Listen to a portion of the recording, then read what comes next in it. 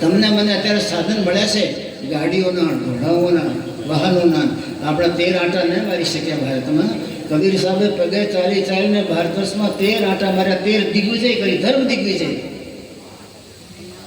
અને સાચા ધર્મની પ્રતિષ્ઠા કરવા માટે ખોટા ધર્મોના મૂળમાંથી ખોદી નાખ્યા. કબીર સાહેબ જ્યારે ધર્મ વિજય કરતા કરતા જમાત સાથે લઈ વિજયનગરમ દક્ષિણમાં, વિજયનગરની સત્તા એટલે મોટી સત્તા હતી અકબર જેવી. વિજયનગરના મહારાજા જૈન ધર્મને માનતા, કોઈ ધર્મની નિંદા નથી કરતો. અને એ રાજાએ પ્રચાર કરેલું કે અમારા ગુરુ જેવા, મારા ધારેલા, મારા આત્મનિષ્ઠા ગુરુ જેવા બીજા સાધુને ક્યાંય ભણ્યા નથી. કોઈ એમ રાખતો હોય મનમાં અહંકાર, નહીં મારો ધર્મ છે, સત્ય ધર્મ છે, સાચો છે, કુદરત મારી મુઠ્ઠીમાં છે. મહાપુરુષોની મુઠ્ઠીમાં કુદરત હોય પણ ક્યારે બહાર પાડે નહીં. કબીર સાહેબ કહેતા નહોતા કુદરત મારી મુઠ્ઠીમાં છે. આવા મહાપુરુષો કુદરતને ઉઠાડે ને બેસાડે આવી તાકાતવાળા. જ્ઞાન જેની પાછળ ભેળાતો ચાલતો હોય, વૈરાગ જેની આજ્ઞા લેવા માટે ઊભો હોય, શીર સંતોષ જેને પવનના છોકરા મારતો હોય, એવા સત્પુરુષ કબીર સાહેબ ક્યારે બોલ્યા નહીં. આખી કુદરત મારા હાથમાં છે, મારી મુઠ્ઠીમાં છે.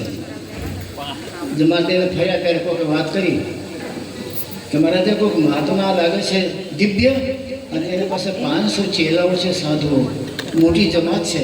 જે ગામ હોય એ ગામને પાદરમાં એ ડેરા નાખે, ડેરા નાખીને પછી ધર્મનો પ્રચાર કરી સાચો માર્ગ બતાડી બીજે દિવસે ચાલતા થઈ જાય.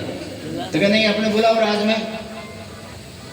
વિજયનગરના મહારાજા, ઇતિહાસ વાંચ્યો છે તમે તો, રામસિંહ, એની સત્તા અને એની પ્રજાને પાલન કરવાની વિધિ એ જાણવા માટે અંગ્રેજો ફોરેનથી આવતા હતા. એની રાજ સત્તાનું નિરીક્ષણ કરવા એની ગલીઓમાં ફરતા હતા, નોંધ કરતા હતા.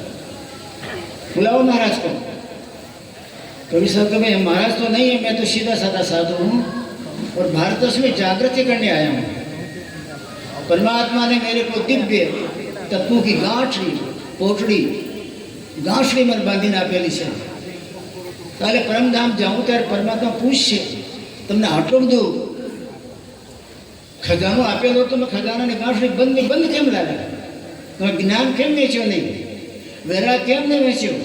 શિવ સંતોષ કેમ કોઈનો પર તમારા ઉપર વરસાયો નહીં? તમે ભક્તિમાં કેમ પલાળ્યા નહીં કોઈને? જ્ઞાન રસના ઘૂંસડા કેમ ન પાવ્યા? મારો માલિક મને કહે છે તો હું જવાબ દઉં, એટલે માટે ફ્રીમાં આપતા હતા. સેત મેદ મેં દેતો.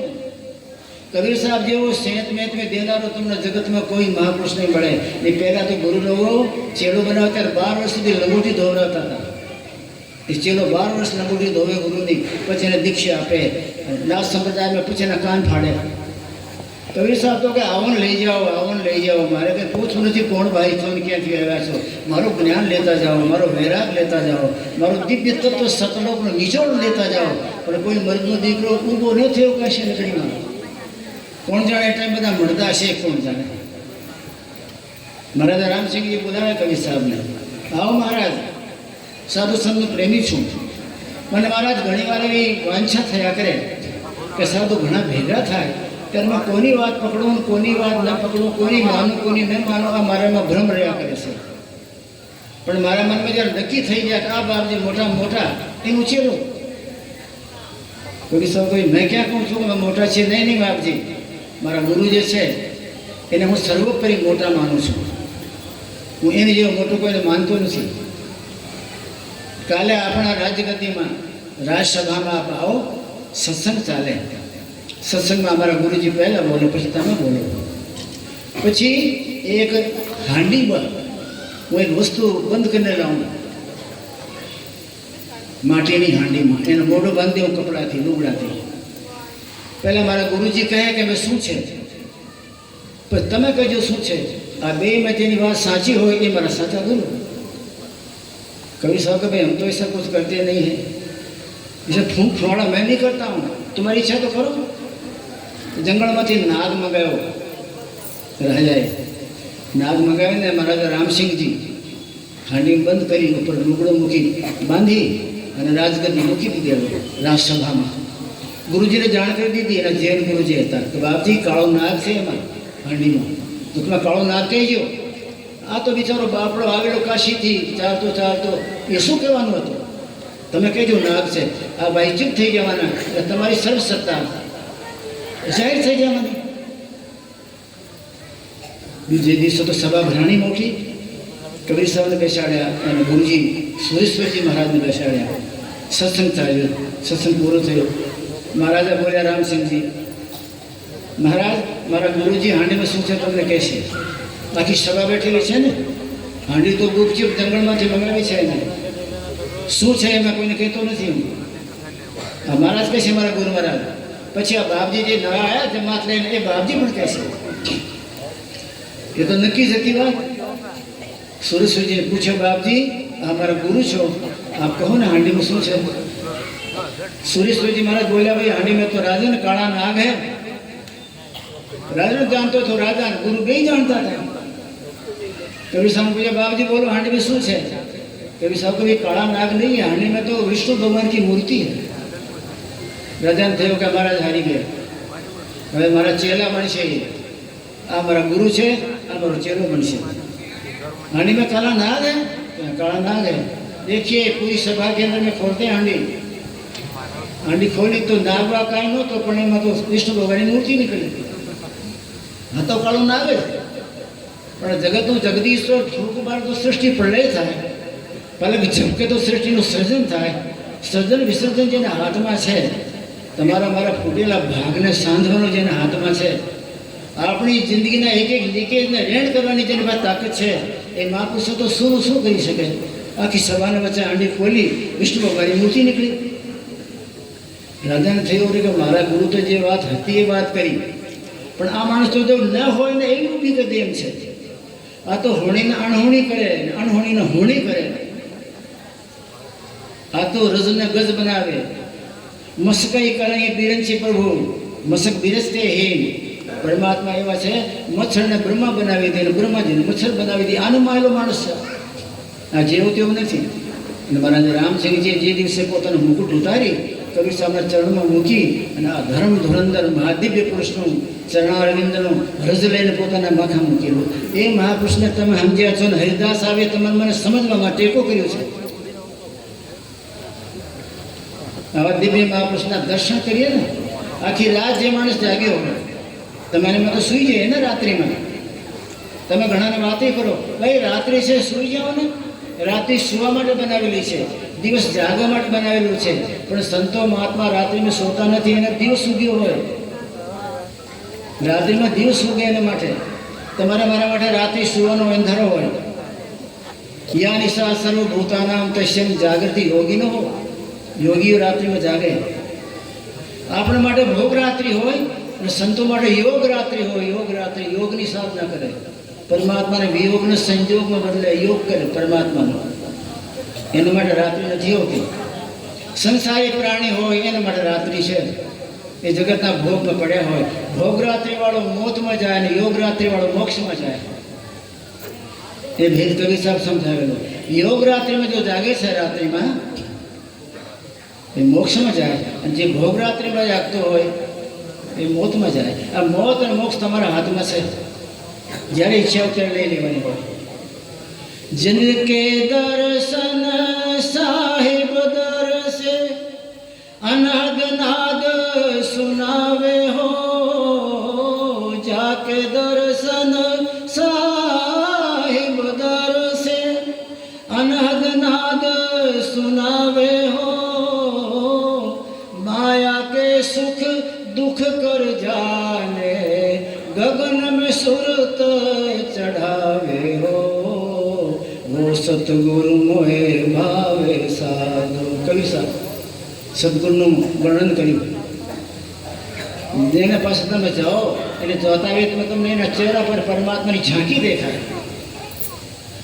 એ મહાપુરુષને મળવા જાઓ, પરમાત્માની ઝાંકી દેખાય, તમારી બુદ્ધિ શુદ્ધ થઈ જાય.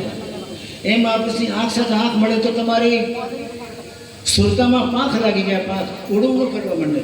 બુદ્ધિ શુદ્ધ થઈ જાય, મન નિર્મલ થઈ જાય, અંતરમાં જ્ઞાન વૈરાગ ધોકા મારવા માટે. ઉડું ઉડું થવા માંડે, આકાશ ઉડાનું ઉડું ઉડું થવા માંડે. માનજો કે આ આખી રાતમાં જાગ્યું છે, આ રાત્રિમાં યોગ સાધના કરી છે. સંસારના ભોગી હોય એના મોઢા તો કૂતરાના ગલુડિયા જેવા હોય, એના મોઢા પર શેમ થઈ ગઈ હોય. જેને આખી રાત પરમાત્માને પીધું છે એને પર પરમાત્માની ઝાંખી આવે, પરમાત્માનું તેજ ઉતરે, પરમાત્માની દિવ્યતા એના પર ઉતરે, એના મોઢાને પર ચમત્કાર હોય. એ સમયે સવારે 4 વાગે ઉઠ્યા હોય, ઉઠતા હોય તો આંખ ઉઘાડી દીધી હોય, ઉઘાડી આંખ તમારે માથે પડી ગયું તો આખા રાતનું પીવેલું ભજન તમારા ઉપર ઉતરે, જીવન ધન્ય ધન્ય બની જાય. કબીર સાહેબ જ્યારે કાશી બિરાજતા હતા ગંગાને કાંઠે, તો કે કબીર સાહેબ 4 વાગે નિત્ય ક્રિયા કરવા માટે નજર ક્યારે ઉઘાડે, ક્યારે ઉઘાડે, ક્યારે ઉઘાડે. 500-700 મહાત્માની નજર સાથે આંખથી આંખ મેળવીને બેઠા હોય.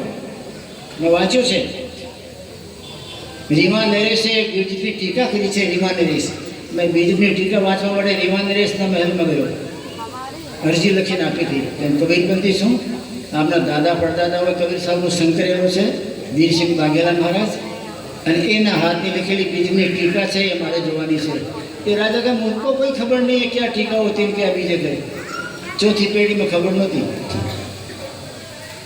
એમાં લખેલું છે આવું કે કબીર સાહેબને દર્શન માટે તો ઠીક, પણ કબીર સાહેબ સવારમાં 4 વાગે આખી રાત ભજન કરીને જ્યારે ઊભો થવાના જાય, આખી રાતનું ભજન, વૈરાગ, શીલ, જ્ઞાન એને આંખમાંથી નીકળે ત્યારે એની આંખથી આંખ મેળવીને બધા લોકો પી જાય, પી જાય, પી જાય. એટલે પરંપરા છે આપણી કે ગુરુથી આપણે જ્યારે મળવા ગયા હોય, દર્શન કરવા ગયા હોય તો ગુરુની આંખમાં આંખ મેળવવાની. શેના માટે? કે રાત્રિમાં પરમાત્માને પીનાર માણસ છે, એને પરમાત્માને પીધા છે, અને પીધા પછી એ પરમાત્માના રૂમડે સમાઈ ગયો છે, દેહમાં સમાતો નથી, એને રૂમડથી બહાર નીકળવા મળે. એ આશ્રમ નગરમાં જ્ઞાન વૈરાગ ચારેય બાજુ અણુ પરમાણુ તત્વમય વિતત્વમય ચારેય બાજુ પ્રગટ થઈ જાય. એવા આશ્રમમાં જાઓ તો બધી સુખ થઈ જાય.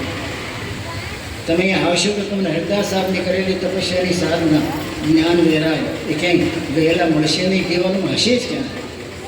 જે મહાત્મા સાધના કરતા હોય, નાખી રાત પરમાત્માને પીતો હોય, તો એ મહાત્માના આશ્રમના અંદરમાં દિવાલોમાંથી વેદના મંત્રો ઉચ્ચારણ કરતા હોય, સાક્ષી ઉચ્ચાર થતી હોય, જ્ઞાન વૈરાગના ધમાકા થતા હોય, અને તમારા મારા જેવાના આ ભાગ્યાઓના ભાગ્ય ખુલી જતા હોય.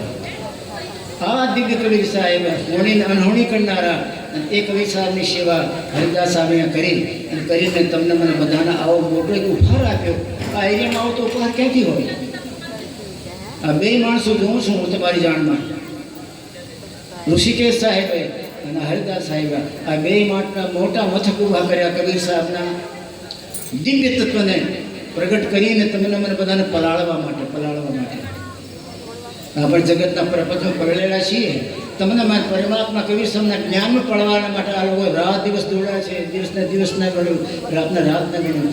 ઘણા વાર તો એને તકલીફ પડી છે ઋષિકેશ સાહેબને, મેં સાંભળ્યું તો ત્યાં કાઢ્યા, ખૂબ તકલીફ પડેલી, પણ કબીર સાહેબને ન છોડ્યા ને કબીર સાહેબ એને ન છોડ્યા.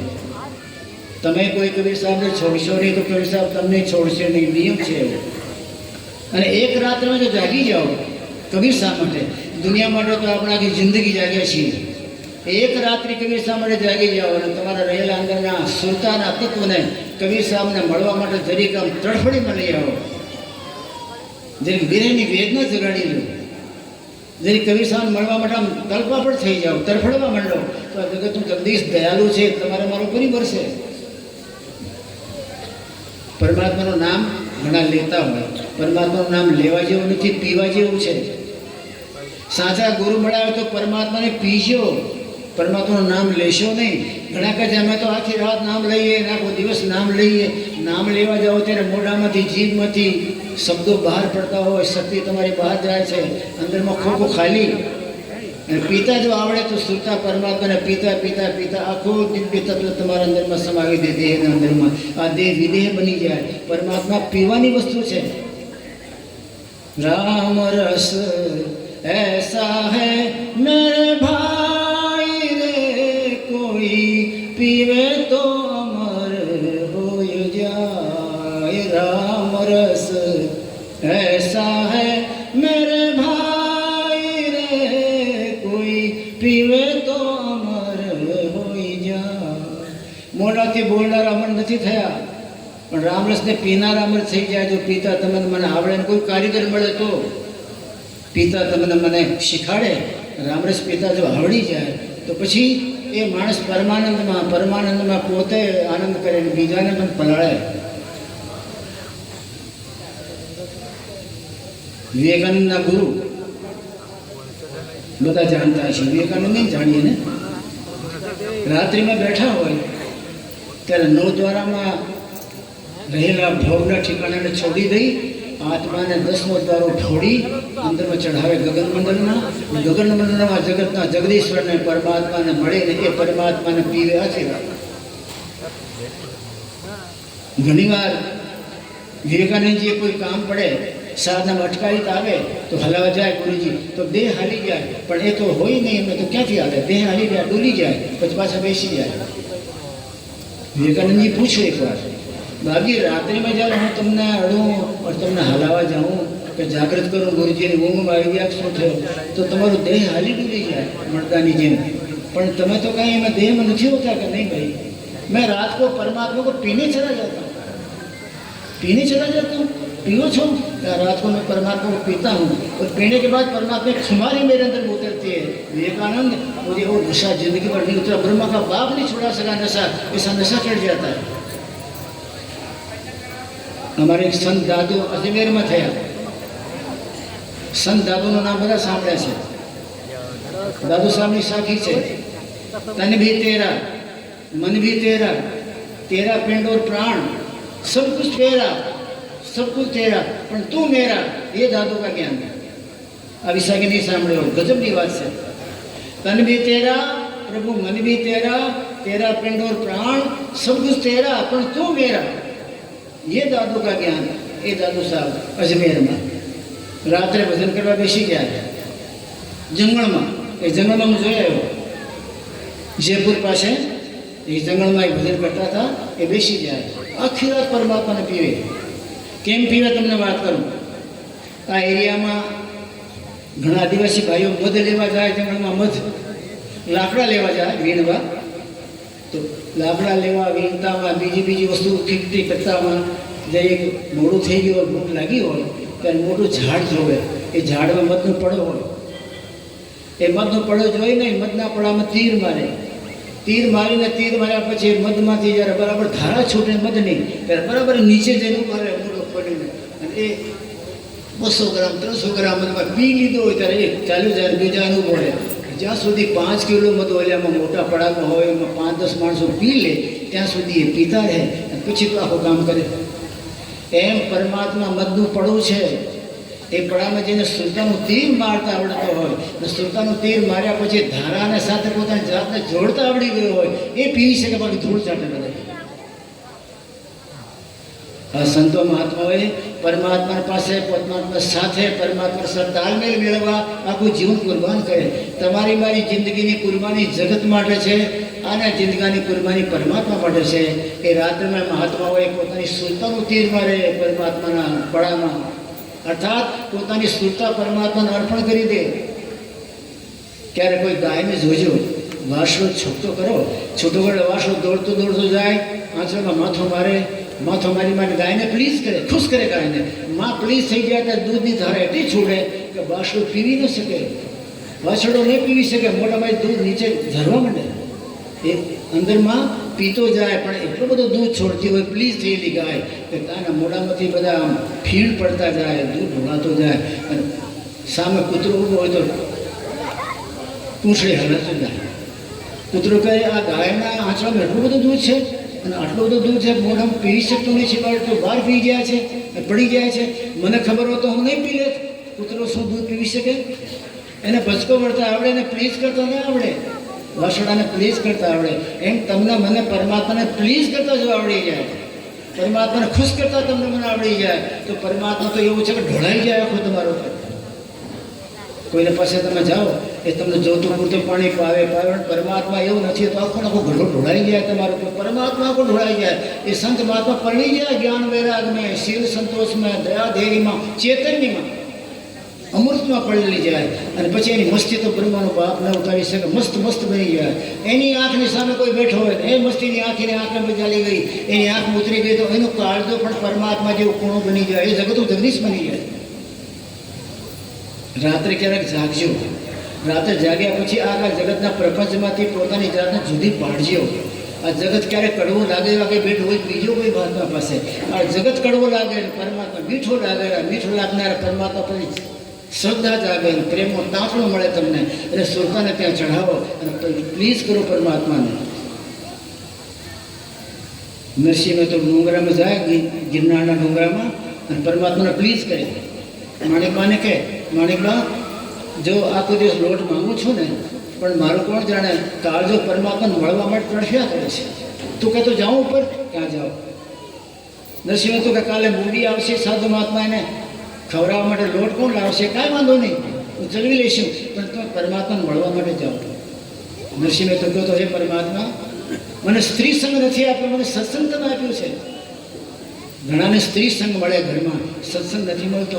નરસિંહ મહેતા કે મને સ્ત્રી સંગ નથી મળ્યો, તમે સત્સંગ મને આપ્યો છે. સત્સંગની વાત વગર મને છૂટ આપી દે. જાઓ મહેતાજી, 5-7 દિવસ ડુંગરામાંથી ના આવતા નીચે, પરમાત્માને મળજો અને યાદી આવી જાય તો મારો પણ પ્રણામ કરજો પરમાત્માને. આ મહાત્માઓને જમાડવા તો લોટ હું લઈ આવીશ.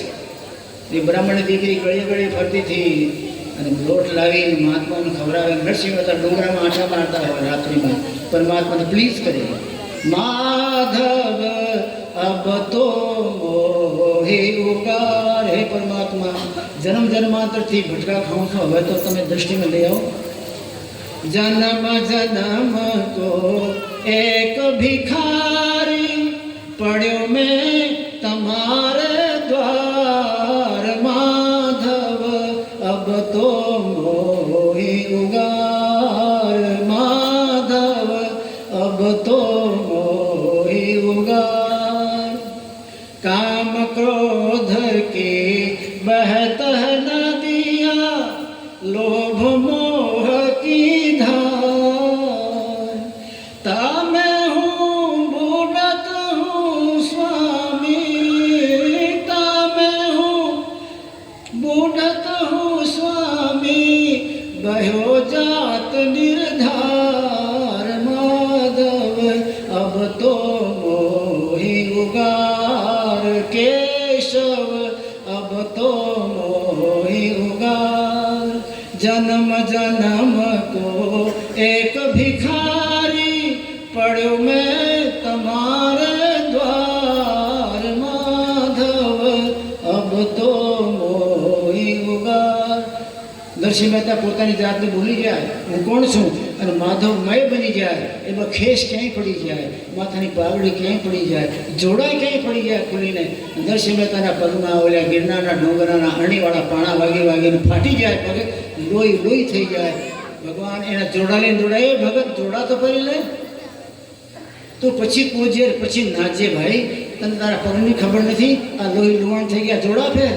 આખી જગતની એવી પ્રતિ છે, આખા જગતની એવી પ્રકૃતિ છે, એ પરમાત્માની પાછળ દોડે. પણ નરસિંહ મહેતાની પાછળ પરમાત્મા દોડતો તો જગતનું જગદીશ પાછળ દોડે, જોડા હાથમાં.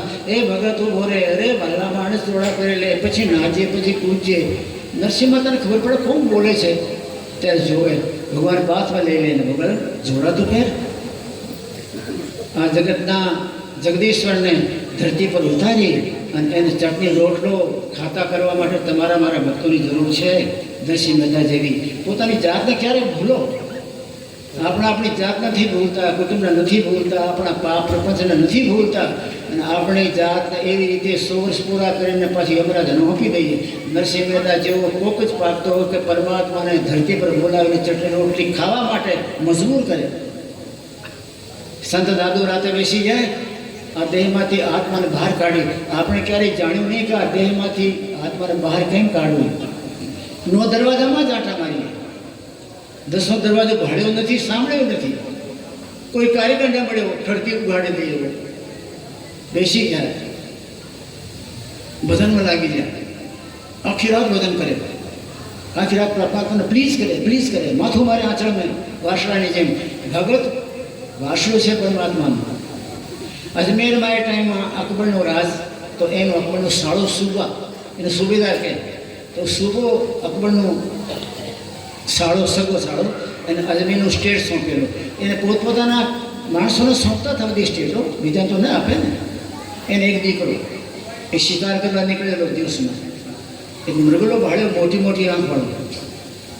સંત દાદુને કાંઈ પીતો હતો મૃગલો એ. એટલે સંત દાદુની આંખમાં નીકળેલી જ્યોત મૃગલાની આંખમાં હોય તો આંખ પોળી પોળી થઈ ગયેલી. મૃગલો આંખવાળો થઈ ગયો. એની આંખમાં એવી ઝાંખી આવે, આંખી માહી ઝાંકી આવે, ઝાંકી માહી પાંખી, આવી દિવ્ય તેજ ધારા. અજમેરના સુબાના દીકરાના થયું રજબ કે આ મૃગલાને મારવાનું છે. પાછળ પડ્યું, ઘોડો છૂટી ગયો, મૃગલો દોડતો જાય, પાછળ દોડતો જાય. મૃગલાને આંબી ગયો એ. દરબાર શું, દરબારનો દીકરો, સુબાનો દીકરો, અને મૃગલો ઊભો રહી ગયો.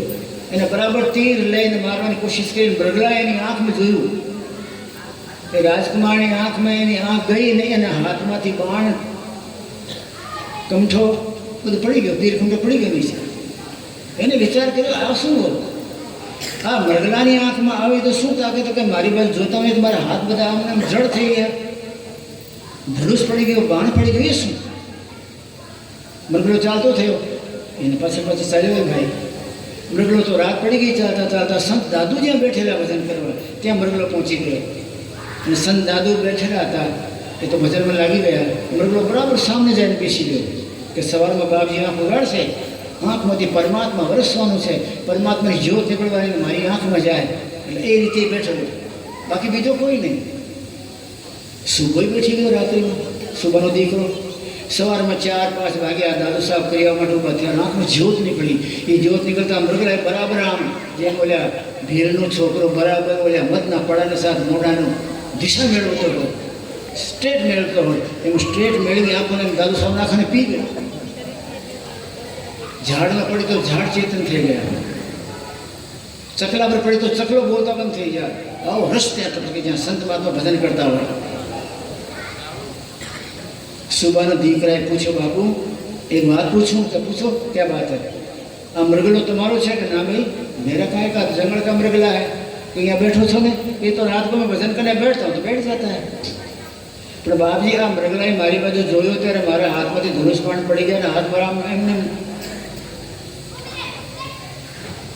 झगड़ाई गया. कौन जन हालिया डोलिया ने क्यों थे बात कि भाई जब परमात्मा की ओर दृष्टि जाती है, परमात्मा सुनता उतरता है, उस समय सब स्थिर हो जाता है. सृष्टि स्थिर थी जाए, आखी जगतनी सृष्टिની રચના સ્થિર થઈ જાય. સબરી ભજન કરે તો એના આશ્રમમાં ઝાડમાં બેઠેલા પક્ષીઓ સ્થિર થઈ જાય, ઝાડવાના પાંદડા સ્થિર થઈ જાય, પવન દેવ બંધ થઈ જાય, ઝાડવાને ધ્યાન લાગી જાય. भाई भगत रात को परमात्मा को पीता हूँ मैं परमात्मा नाम नहीं लेता. मारा गुरुए मन मारी सुरता थी आकाश मंडलના પરમાત્માને આર પાર જાય નહીં, તીર મારી પરમાત્માનું રસને મારા પર વરસાવીને પીવું છું. અને સવારમાં મારી આંખમાં નીકળે ત્યારે મૃગલો હોય એ પી જાય છે. એટલે મૃગલાની આંખમાં પરમાત્માની તાકાત આવી ગઈ. ભાઈ તો કે બાપજી હું બેઠો તો મારામાં ના આવે? કે જ્યારે મૃગલામાં આવી ગઈ હોય, પશુમાં આવી જાય, નરમાં ના આવે? આવે. એ ચાલો બંધ ગયો, ન ગયો ઠેકાણે પર બેસી ગયો. સંતાનો પાસે ખબર કઢાવી કે ભાઈ અમારો દીકરો ક્યાં ગયો, નબીરો ક્યાં ગયો, નબીરો ક્યાં ગયો. એ તો ફકીર પાસે ચાલ્યો ગયો. સમજણ પાડી, ચલો આપણે ત્યાં રાજગદ્દીએ કે હું નહીં આવું. હવે મેં તો આ ડોહાને ચાખી લીધા છે, આ બાપુને મેં ચાખી લીધા છે. એના દર્શન કરતા હોય તો કોણ જાણે મારા અંદરમાં શું તાલાવેલી લાગી જાય, શું મારામાં કંપન આવી જાય, મને શું મદદ ચડી જાય છે, મદહોશ. પિતાજી એ આનંદનું વર્ણન નથી કરી શકતો. તમારો રાતનું ધૂળ જેવું લાગે છે. હવે હું નહીં આવું. जिनके दर्शन साहिब दर्शे अनहद नाद सुनावे हो, माया के सब बस कर रंग में गगन के धुनि सुन लावे हो, सो सतगुरु मोहे भावे साधु. આવી સદગુરુની કક્ષામાં હરિદાસ સાહેબ હતા. મને આજે હરિદાસ સાહેબ પ્રત્યે પ્રેમ છે, સદભાવ છે, એના પ્રત્યે મને અટૂટ શ્રદ્ધા છે. એ મહાપુરુષના પ્રત્યે એટલે શ્રદ્ધા છે, એ મહાપુરુષે આવું મોટું વિશાળ આયોજન કરીને તમને બધાને હોંપી દીધું. હવે તમને મને એના અંદરમાં કૂદકા મારતા આવડે કે ના આવડે, તમને મને રામરસ પીતા આવડે કે ના આવડે, તમે જાણો. ભાઈ આ મહાપુરુષે કાંઈ કમી રાખી નથી બાકી. આ નવીન બેન સામને મારે પ્રાર્થના છે કે હરદાસ સાહેબની ચા તમે ચાલજો. આ લોકોએ તમને ઉલ્લુ બનાવવા માટે આ સાલી ખૂબ ઉડાડી, આ સાલી ખૂબ ઉડાડી. તમને એમ થાય કે હવે મારે સાલ ઓઢીને ફરવાનું. આ સાલને ચીટીએ ટંગાડજો, ચીટીએ ટંગાડીને ગામડે ગામડે ફરજો, જોડાઈને ફરતા. દરેકને ઘરે જઈને ખકડાવીને બધાને વાત કરજો. પરમાત્માને પીવો ભાઈ, પરમાત્માને પીવા માટે હરદાસ સાહેબની જે કળા હતી એ કળાની ક્યાંક છાંટ મારજો. ક્યાંક કોઈક સુતાને જાગૃત કરજો. કોઈક ભૂખ્યો હોય ભક્તિ માર્ગનો એને ભક્તિ માર્ગમાં પલાળજો અને કબીર સાહેબના દિવ્ય જ્ઞાનમાં એને સ્વસ્થ કરી અને આખા એરિયાને તમે મોઢો બોલતો કરજો. આવી ભાવના છે. ખાટલા પલંગને ઊંઘશું નહીં, ધરતી પર સોજો, છટ ઉઠીને ભાગી જાય જંગલમાં, ત્યારે આવીને અંદર કરી જાઓ. એ ભાવના સાથે વિરામ. બોલે સદગુરુદેવ મહારાજ કી જય.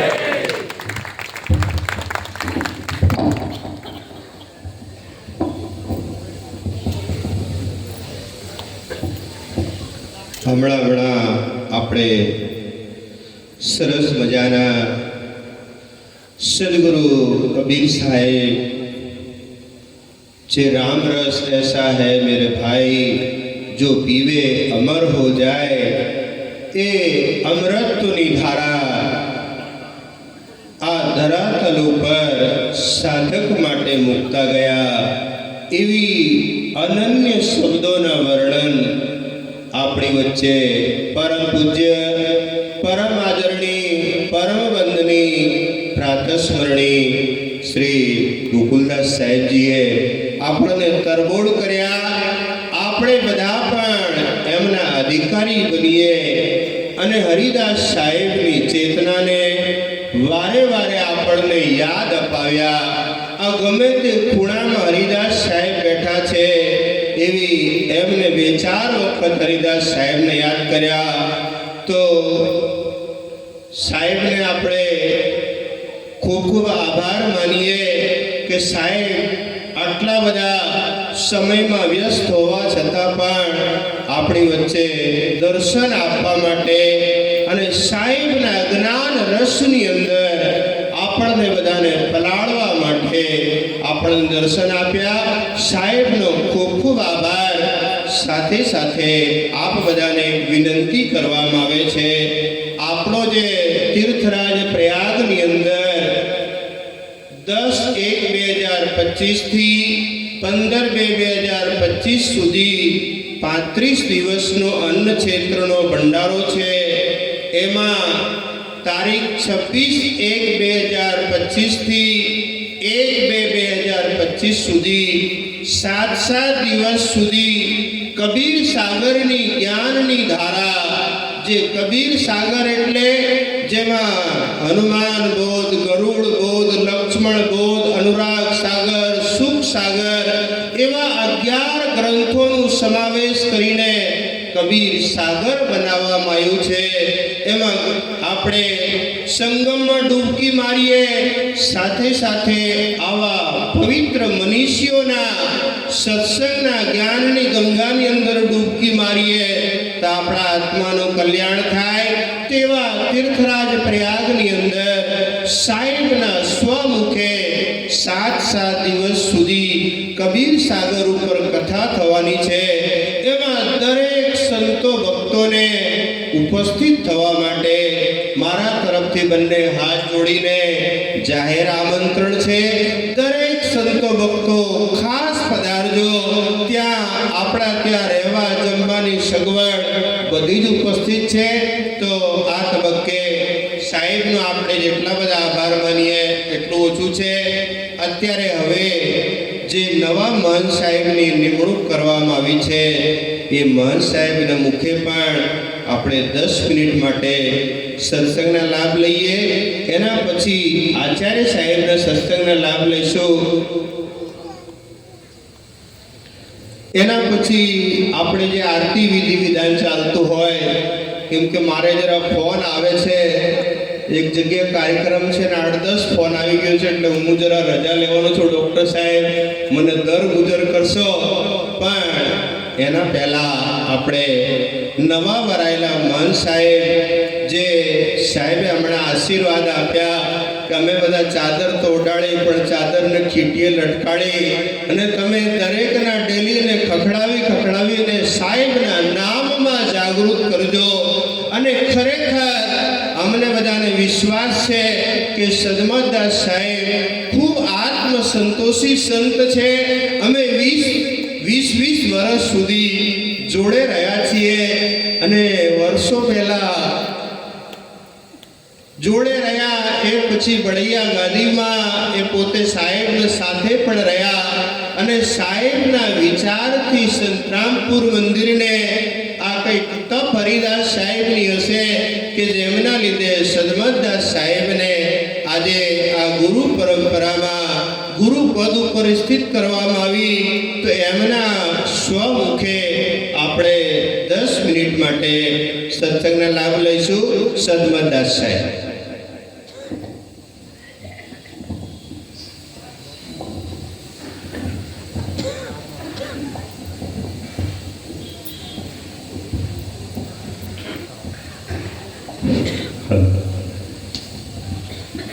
बोलिए परम पुरुष परमात्मा की जय. सदगुरु बंदी छोड़ कबीर साहब की जय. सदगुरु राधापति साहब की जय. परम पूज्य आचार्य साहब की जय. सदगुरु हरिदास साहब की जय. संतरामपुर धाम की जय. संत समाज की जय. पधारे हुए महंत साहब की जय. भक्त समाज की जय. आज के आनंद की जय. साहेब बंदगी साहेब. आज हम सबका परम सौभाग्य है कि आज हम सब सदगुरु हरिदास साहब की इस पावन धरा पर सदगुरु की याद में, सदगुरु हरिदास साहब की स्मृति में, सदगुरु देवादास साहब की स्मृति में एवं गुरु सुखमणिदास साहब जिनका सतलोकवास हुआ है, उनके भंडारे के उपलक्ष्य में आज हम लोग यहाँ एकत्रित हुए हैं. और ऐसे इस मंगलमय अवसर पर खूब खूब दया हुई. हमारे आचार्य गद्दी बढ़िया से पधारे हुए त्याग एवं वैराग्य के धनी परम पूज्य आचार्य साहब, जो अपना पावन आशीर्वाद हम सबको प्रदान करने हेतु आचार्य गद्दी बढ़िया से अपना अमूल्य समय निकालकर हम सब के बीच में उपस्थित हुए और हम सबको अपने आशीर्वचन से, अपने आशीर्वाद से खूब खूब लाभान्वित किए. परम पूज्य आचार्य साहब के चरण कमल में मैं कोटि कोटि साहेब बंदगी करता हूँ. साहेब बंदगी साहेब बंदगी. उसी प्रकार परम पूज्य आचार्य साहब के सानिध्य में बराबर सेवा में रहने वाले परम पूज्य महंत साहब, हमारे धनीदास साहब, हमारे यूपी, बिहार, गुजरात, महाराष्ट्र, चाहे जिस क्षेत्र में भी प्रोग्राम हो, हर प्रोग्राम में आचार्य साहब के साथ बराबर निरंतर बराबर साथ देते हुए साहब के साथ हमेशा सेवा देते हैं. ऐसे हमारे परम पूज्य धनीदास साहब जी के चरण में भी खूब खूब आभार व्यक्त करते हुए साहब जी को खूब खूब साहेब बंदगी साहेब बंदगी. उसी प्रकार सदगुरु कबीर विज्ञान आश्रम पचरा से पधारे हुए हमारे सुखरीदास साहब जी, सदगुरु कबीर विज्ञान आश्रम काटी से पधारे हुए परम पूज्य महंत साहब धरमदास साहब जी, उसी प्रकार सदगुरु कबीर विज्ञान आश्रम नीलज से पधारे हुए परम पूज्य महंत साहब मालादास साहब जी, सभी लोग इस कार्यक्रम में पधारे हुए सभी को साहेब बंदगी साहेब बंदगी. उसी प्रकार इस गुजरात प्रदेश में हमारा भी खूब को सौभाग्य रहा है कि हम भी कई वर्षों से लगभग 98 से मैं गुजरात प्रदेश में रहा और अहमदाबाद जब मैं बड़ैया गया तो बड़ैया से परम पूज्य आचार्य हरिवंशपति साहब हमको गुजरात ले आए और उस समय साकड़ी श्री में परम पूज्य महंत साहब ज्ञानदास साहब जी गादी पर विराजमान थे और साहब की सेवा में रहते हुए हम सब ने काफ़ी समय साकड़ी श्री आश्रम में हमने बिताया, वहाँ अध्ययन हुआ और कुछ समय के पश्चात फिर अवसर मिला हमारे गुरु साहब महंत साहब खाड़िया के महंत साहब गोकुलदास साहब जी, जिनके सानिध्य में रहकर हमने खूब अध्ययन किए। जब मैं साकड़ी श्री था तब ऐसा भाव जगा था, क्योंकि हमारे जो आचार्य हरिवंशपति साहब थे कभी कहते थे, अरे तुम साकड़ी श्री जाके रहो तब पता चले तुमको। तो हमारे अंदर बराबर जिज्ञासा बनी रही कि हम खाड़िया जाएंगे और साहब जी के सानिध्य में रहकर कुछ साहब का आशीर्वचन लेंगे। तो साहब जी का खूब खूब आशीर्वचन हमारे ऊपर खूब खूब रहा, खूब खूब आशीर्वाद साहब का रहा। साहब के सानिध्य में भी हमको खूब समय रहने का और साहब की तरफ से हमको बहुत कुछ मिला है। ऐसे हमारे परम पूज्य महंत साहब खाड़िया के साहब जी के चरण में कोटि कोटि बंदेगी, साहेब बंदेगी। उसी प्रकार साकड़ी श्री और खाड़िया में रहते हुए बराबर साथ सहकार में रहते हुए साथ में अध्ययन करते हुए हम लोग साथ में रहे।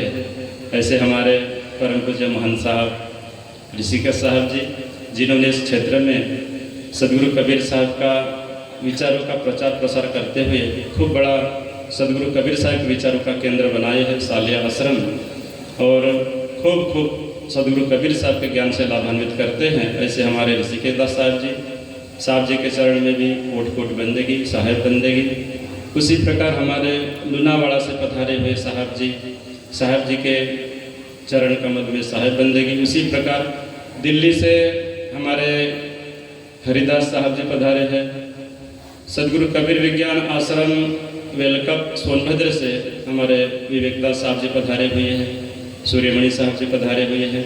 सभी संत गुरुओं के चरण कमल में साहेब बंदेगी। उसी प्रकार इस आश्रम की पावन धरा पर आप सभी भक्तगण उपस्थित होकर इस कार्यक्रम को शोभायमान किए, खूब खूब शोभा बढ़ाए। ऐसे आप सभी सदगुरु कबीर साहब के अनन्य प्रेमी भक्तिमती माताएं एवं धर्म प्रेमी बंधु, गुरु प्रेमी बंधु, आप सभी को खूब खूब साहेब बंदेगी।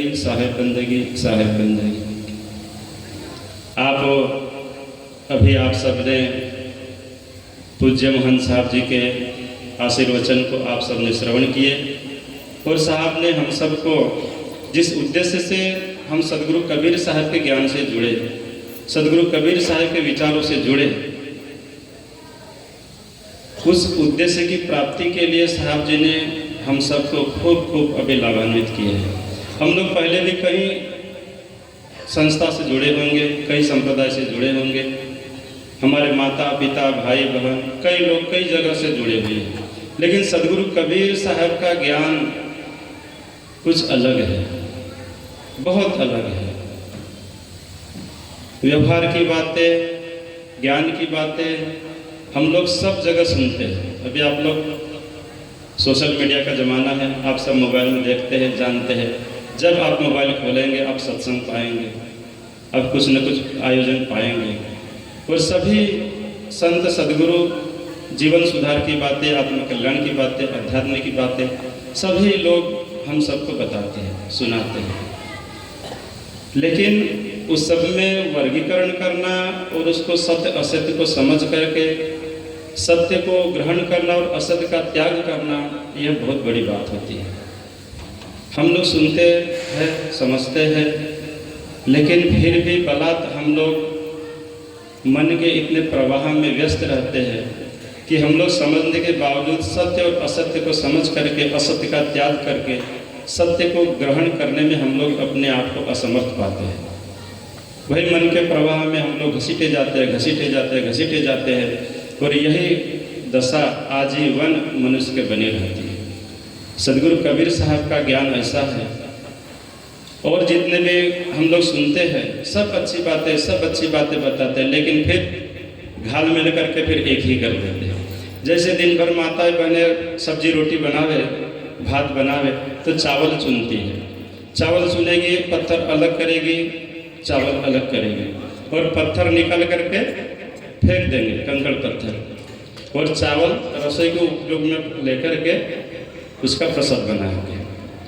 लेकिन आध्यात्मिक जगत में हम लोग देखते हैं बड़ा उल्टा होता है, चावल बिना जाता है, कंकड़ अलग अलग रखे जाते हैं, लेकिन फिर दोनों को जैसे दिन भर बिने, कंकड़ अलग किए, चावल अलग किए, लेकिन फिर शाम को दोनों को मिला करके फिर रख लिए। यही अध्यात्म में होता है। तो यही भूल हम सब से, सदगुरु कबीर साहब का ज्ञान ऐसा ज्ञान है, सदगुरु कबीर साहब एक बार जो कंकड़ अलग कर दिए और चावल अलग कर दिए, तो निकाल के फेंकने का ही सदगुरु साहब का ज्ञान है, उसको फिर दोबारा मेल मिलाप करने की आवश्यकता नहीं है। क्योंकि यदि ऐसा होता है तो हमारा पूरा कार्य, हमारी पूरी मेहनत, हमारा पूरा समय सब व्यर्थ चला जाता है। ठीक इसी प्रकार से सदगुरु कबीर साहब हम सबको बताते हैं कि हमारा ज्ञान जो है सत्य है। साचा शब्द कबीर का हृदय देख विचार। सदगुरु कबीर साहब कहते हैं कि मैं जो कहता हूँ सत्य कहता हूँ, लेकिन इसके लिए मत मानो कि ये कबीर सत्य कह रहे हैं। साहब कहते हैं कि मैं कहता हूँ इसके लिए सत्य मत मानो। साहब कहते हैं हृदय देख विचार, अपने हृदय में विचार करो कि जो कहा गया है वह सत्य है या असत्य है, उसका विचार करके फिर उसको ग्रहण करो। आप सबके मन में शंका होगी कि इतना बड़ा हमारे अंदर विचार होगा तो हम क्यों गुरुओं के शरण में जाते, संत सदगुरु के सानिध्य में जाते? नहीं, जाना जरूरी है, लेकिन फिर भी अपने विचार, अपना विवेक जागृत रखना परम आवश्यक है। ज्ञान को और विवेक को बढ़ाने के लिए ही तो हम लोग सदगुरु की शरण में आते हैं। जब सदगुरु का मार्गदर्शन हमको मिलता है तो हमें अपने दिल दिमाग का भी प्रयोग करना चाहिए। और यही सदगुरु कबीर साहब का ज्ञान, सभी महापुरुष ऐसे कहते हैं। भगवान बुद्ध कहते अप दीपो भव, अपने दिए स्वयं बनो। किसी गुरुजनों के ऊपर आश्रित न रहो। आज हम लोग देखते हैं मंदिरों में आते हैं, हमारे गुरुजनों के साथ आते हैं, हम आचार्य साहब के साथ में रहे, आचार्य साहब के चरण में लोग आते हैं और कहते हैं कि साहब कल्याण करो, साहब दया करो, साहब बहुत कुछ मांगे लोगों की होती है। तो श्रद्धा के लिए ठीक है, श्रद्धा रखना जरूरी है। बिना श्रद्धा के, बिना भक्ति के कुछ प्राप्त नहीं होता, लेकिन एकदम अति श्रद्धा करना, एकदम अंधश्रद्धालु बन करके कहीं पड़े रहना, यह भी मनुष्य के विवेक विचार से विपरीत है। इसके लिए संत सदगुरु कहते हैं कि अपने दिए स्वयं बनो। संत सदगुरु का आधार लीजिए, संत सदगुरु के सानिध्य में आकर के उनका मार्गदर्शन का पूर्णतः पालन करिए और स्वयं प्रयत्न करके अपने विचार पूर्वक, विवेक पूर्वक हम लोग उसका ग्रहण करें। क्योंकि जो भी ग्रंथ हो, जो भी लेख हो, जो भी आज हम लोग पाते हैं, सब जो है समय की सीमा में, कालांतर में उसका परिवेश बदलता रहता है और सबके अपने अपने विचार होते हैं। आदमी कितना भी महान हो जाता है, लेकिन फिर भी कहीं न कहीं पक्षपात में आदमी ग्रसित होता है। चाहे वो हमारी परंपरा हो, चाहे और किसी की परंपरा हो, सब में यह दोष होता है। इसके लिए हम लोग यदि अपना कल्याण करना चाहते हैं तो हम सबको निरंतर हमारा विवेक विचार जागृत करना चाहिए। हमें कहीं भी एकदम से ऐसे अंधभक्त होकर के कहीं भी हम सबको समर्पण नहीं करना चाहिए। ये सदगुरु कबीर साहब का हम सबको सावधानी बरतने का साहब का आदेश है। तो आप सभी लोगों से निवेदन है कि आप लोग ऐसे ही संत सदगुरुओं से आप लोग जुड़े हुए हैं और आप लोग सदगुरु कबीर साहब के ज्ञान से हम लोग जुड़े हुए हैं। सदगुरु और मदनपति साहब सदुल्लास में कहते हैं कि गुरु पद जो पूरा मिले, शिष्य सुरा मिले सुजान, मदन पूर को सुर मिले, तब मिले नाम निर्वाण। गुरु पद जो पूरा मिले, गुरु पद को तो पूरा होना ही चाहिए, लेकिन साहब सावधानी देते हैं कि शिष्य सुरा मिले सुजान, शिष्य को भी सुरीर होना चाहिए। केवल गुरु के पूर्ण रहने से नहीं होगा। हमारे सदगुरु हरिदास साहब जी ने इतना सुंदर आयोजन किए, इतना सुंदर इस संस्था का निर्माण किए, और आप सबको सदगुरु हरिदास साहब का खूब खूब आशीर्वाद आप सबको प्राप्त हुआ। अभी भी कई ऐसे पुराने हमारे भक्त लोग मंदिर से जुड़े हुए हैं जो सदगुरु हरिदास साहब के सानिध्य में रहे, उनके साधना के अनुभव का उन सबको पूर्ण रूप से लाभ मिला। तो आप सबसे निवेदन है कि आप सब सदगुरु हरिदास के उस दिए हुए ज्ञान को आप सब अपने हृदय में खूब खूब हृदयांगम करेंगे और उसका पालन करते हुए खूब अपने जीवन को भौतिक जीवन में भौतिक सुख से खूब खूब आप लोग लाभ लेंगे। उसी प्रकार अपने आध्यात्मिक जीवन में प्रवेश करते हुए सदगुरु कबीर साहब की जो सुरत शब्द योग की साधना है उसमें आप लोग निरंतर अपने आप को निमज्जन करते रहेंगे और अपने जीवन को सुखी बनाएंगे। बहुत ज़्यादा न करते हुए हमें परम पूज्य आचार्य साहब जी के आशीर्वचन को भी हम सबको ग्रहण करना है। तो बहुत ज़्यादा न करते हुए हम आप सबसे निवेदन करते हैं, सदगुरु कबीर साहब के चरण कमलों में निवेदन करते हैं कि आप सब जिस मनोभाव के साथ इस सदगुरु हरिदास साहब की धारा में आप लोग पहुँचे हैं, सदगुरु हरिदास साहब, सदगुरु कबीर साहब, परम पूज्य आचार्य साहब की खूब खूब दया आप सबके ऊपर हो। इसी भाव के साथ हम अपनी वाणी को विराम देते हैं। बोलिए सदगुरु कबीर साहब की जय, गुरु साहब की जय, साहेब बंदगी साहेब। अभी हमણાં આપણે બધા નવા મહંત સાહેબ શ્રી સદમત સાહેબના વિચારને સાંભળ્યા। સાહેબ કહે છે, ભૂલ મિટે ગુરુ મિલે પારખી, પારખ દેઈ લખાઈ। કહે કબીર ભૂલ की औषध, પારખ सबकी भाई। બધાના જીવનની અંદર આત્મ તત્વને પારખ કરવાની શક્તિ દરેકની અંદર છે, પરંતુ સંત સદગુરુના સાનિધ્યની અંદર જઈને આપણે એને મેળવવાની છે। સાહેબ આપણને ખૂબ ઊંડા શબ્દોથી તમને બધાને લાભાન્વિત કર્યા। હરિદાસ સાહેબના ચેતનાને પુનઃ વાગોળી હવે આપણે બધા જેમના આશીર્વાદના રાહ જોઈ રહ્યા છીએ એવા પરમ પૂજ્ય, પરમ આદરણીય, પરમ વંદની, પ્રાતસ્મરણી બળૈયા પીઠાધીશ્વર પીઠના આચાર્ય સાહેબ શ્રી સાધુ શરણપતિ સાહેબના વિચારને આપણે બધા શ્રવણ કરીશું। ખૂબ બધા પ્રેમ અને ભાવ સાથે એકવાર સાહેબના નામને જય જયકાર કરીએ।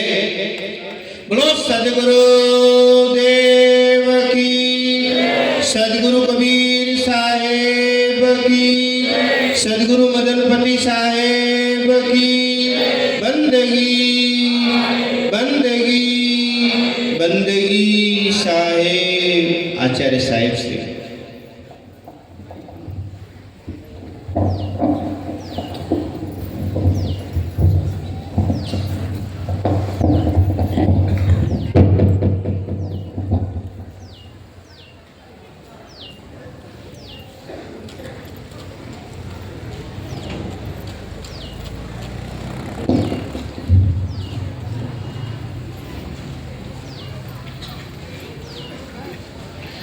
बोलिए सदगुरुदेव की जय। बंदी छोड़ सदगुरु कबीर साहब की जय। अखंड मंडलाकारं व्याप्तमेन चराचरं तत्पदं दर्शितं तस्मै श्री गुरुवे नमः, तस्मै श्री गुरुवे नमः। कबीर नामं परमं पुनीतं युगे युगे स्वामी हरन्त दुःखं। दातारमुक्तं पुरुषं पुराणं चरणारविन्दं सततं नमामि। चरणारविन्दं सततं नमामि।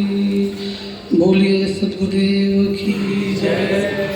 प्रातः स्मरणीय परम पुरुष परमात्मा सदगुरु बंदीश्वर कबीर साहब एवं इस पावन धरा पर उपस्थित संसार को करुणा और प्रेम के मार्ग दिखाने वाले सभी संत महापुरुष, धर्म स्नेही बंधुओं, श्रद्धा मूर्ति माताएं बहनों, आज का यह परम सौभाग्य का दिन है कि हम सबको इस पावन पवित्र स्थल पर संतरामपुर के पावन धाम पर हम लोग एकत्रित हुए हैं।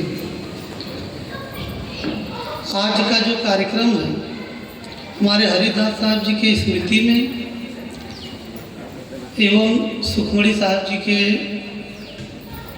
सतलोकवास के उपलक्ष्य में ये भंडारे का आयोजन किया गया है। मैं हृदय से धन्यवाद देता हूँ हमारे ट्रस्ट मंडल, मुख्य रूप से हमारे भक्त श्री भमा साहब जी एवं खाटू साहब जी और सभी ट्रस्ट मंडल का नाम मुझे स्मरण नहीं है, लेकिन मैं सभी को हृदय से खूब खूब आभार व्यक्त करता हूँ, धन्यवाद देता हूँ कि उन्होंने उनके अथक परिश्रम से एवं उनके समस्त गुरु भाइयों के, समस्त भक्तजनों के सहयोग से ये कार्यक्रम संपन्न हो रहा है। इसके लिए आप सबको खूब खूब हृदय से धन्यवाद है, आभार आप सभी का। और संत महापुरुषों का आगमन करा करके हमारे बड़े दूर दराज से कई प्रांतों से संत महापुरुषों का आगमन हुआ है। उन्होंने संत महापुरुषों के वाणी वचन का लाभ आप सबको प्रदान किया और आप सभी को खूब खूब हृदय से धन्यवाद है कि अपना अमूल्य समय निकाल करके आप लोग इस सत्संग की शोभा बढ़ाएं। इसके लिए हृदय से आप लोगों का आभार, धन्यवाद आप सभी का। हम अपने हृदय के आराध्य देव सदगुरु कबीर साहब के पावन कमल चरणों का आशीर्वाद लेकर के मैं सत्संग में प्रवेश करूँगा, लेकिन एक छोटी सी मैं कहानी बोल करके उसके बाद मैं सत्संग में प्रवेश करूँगा।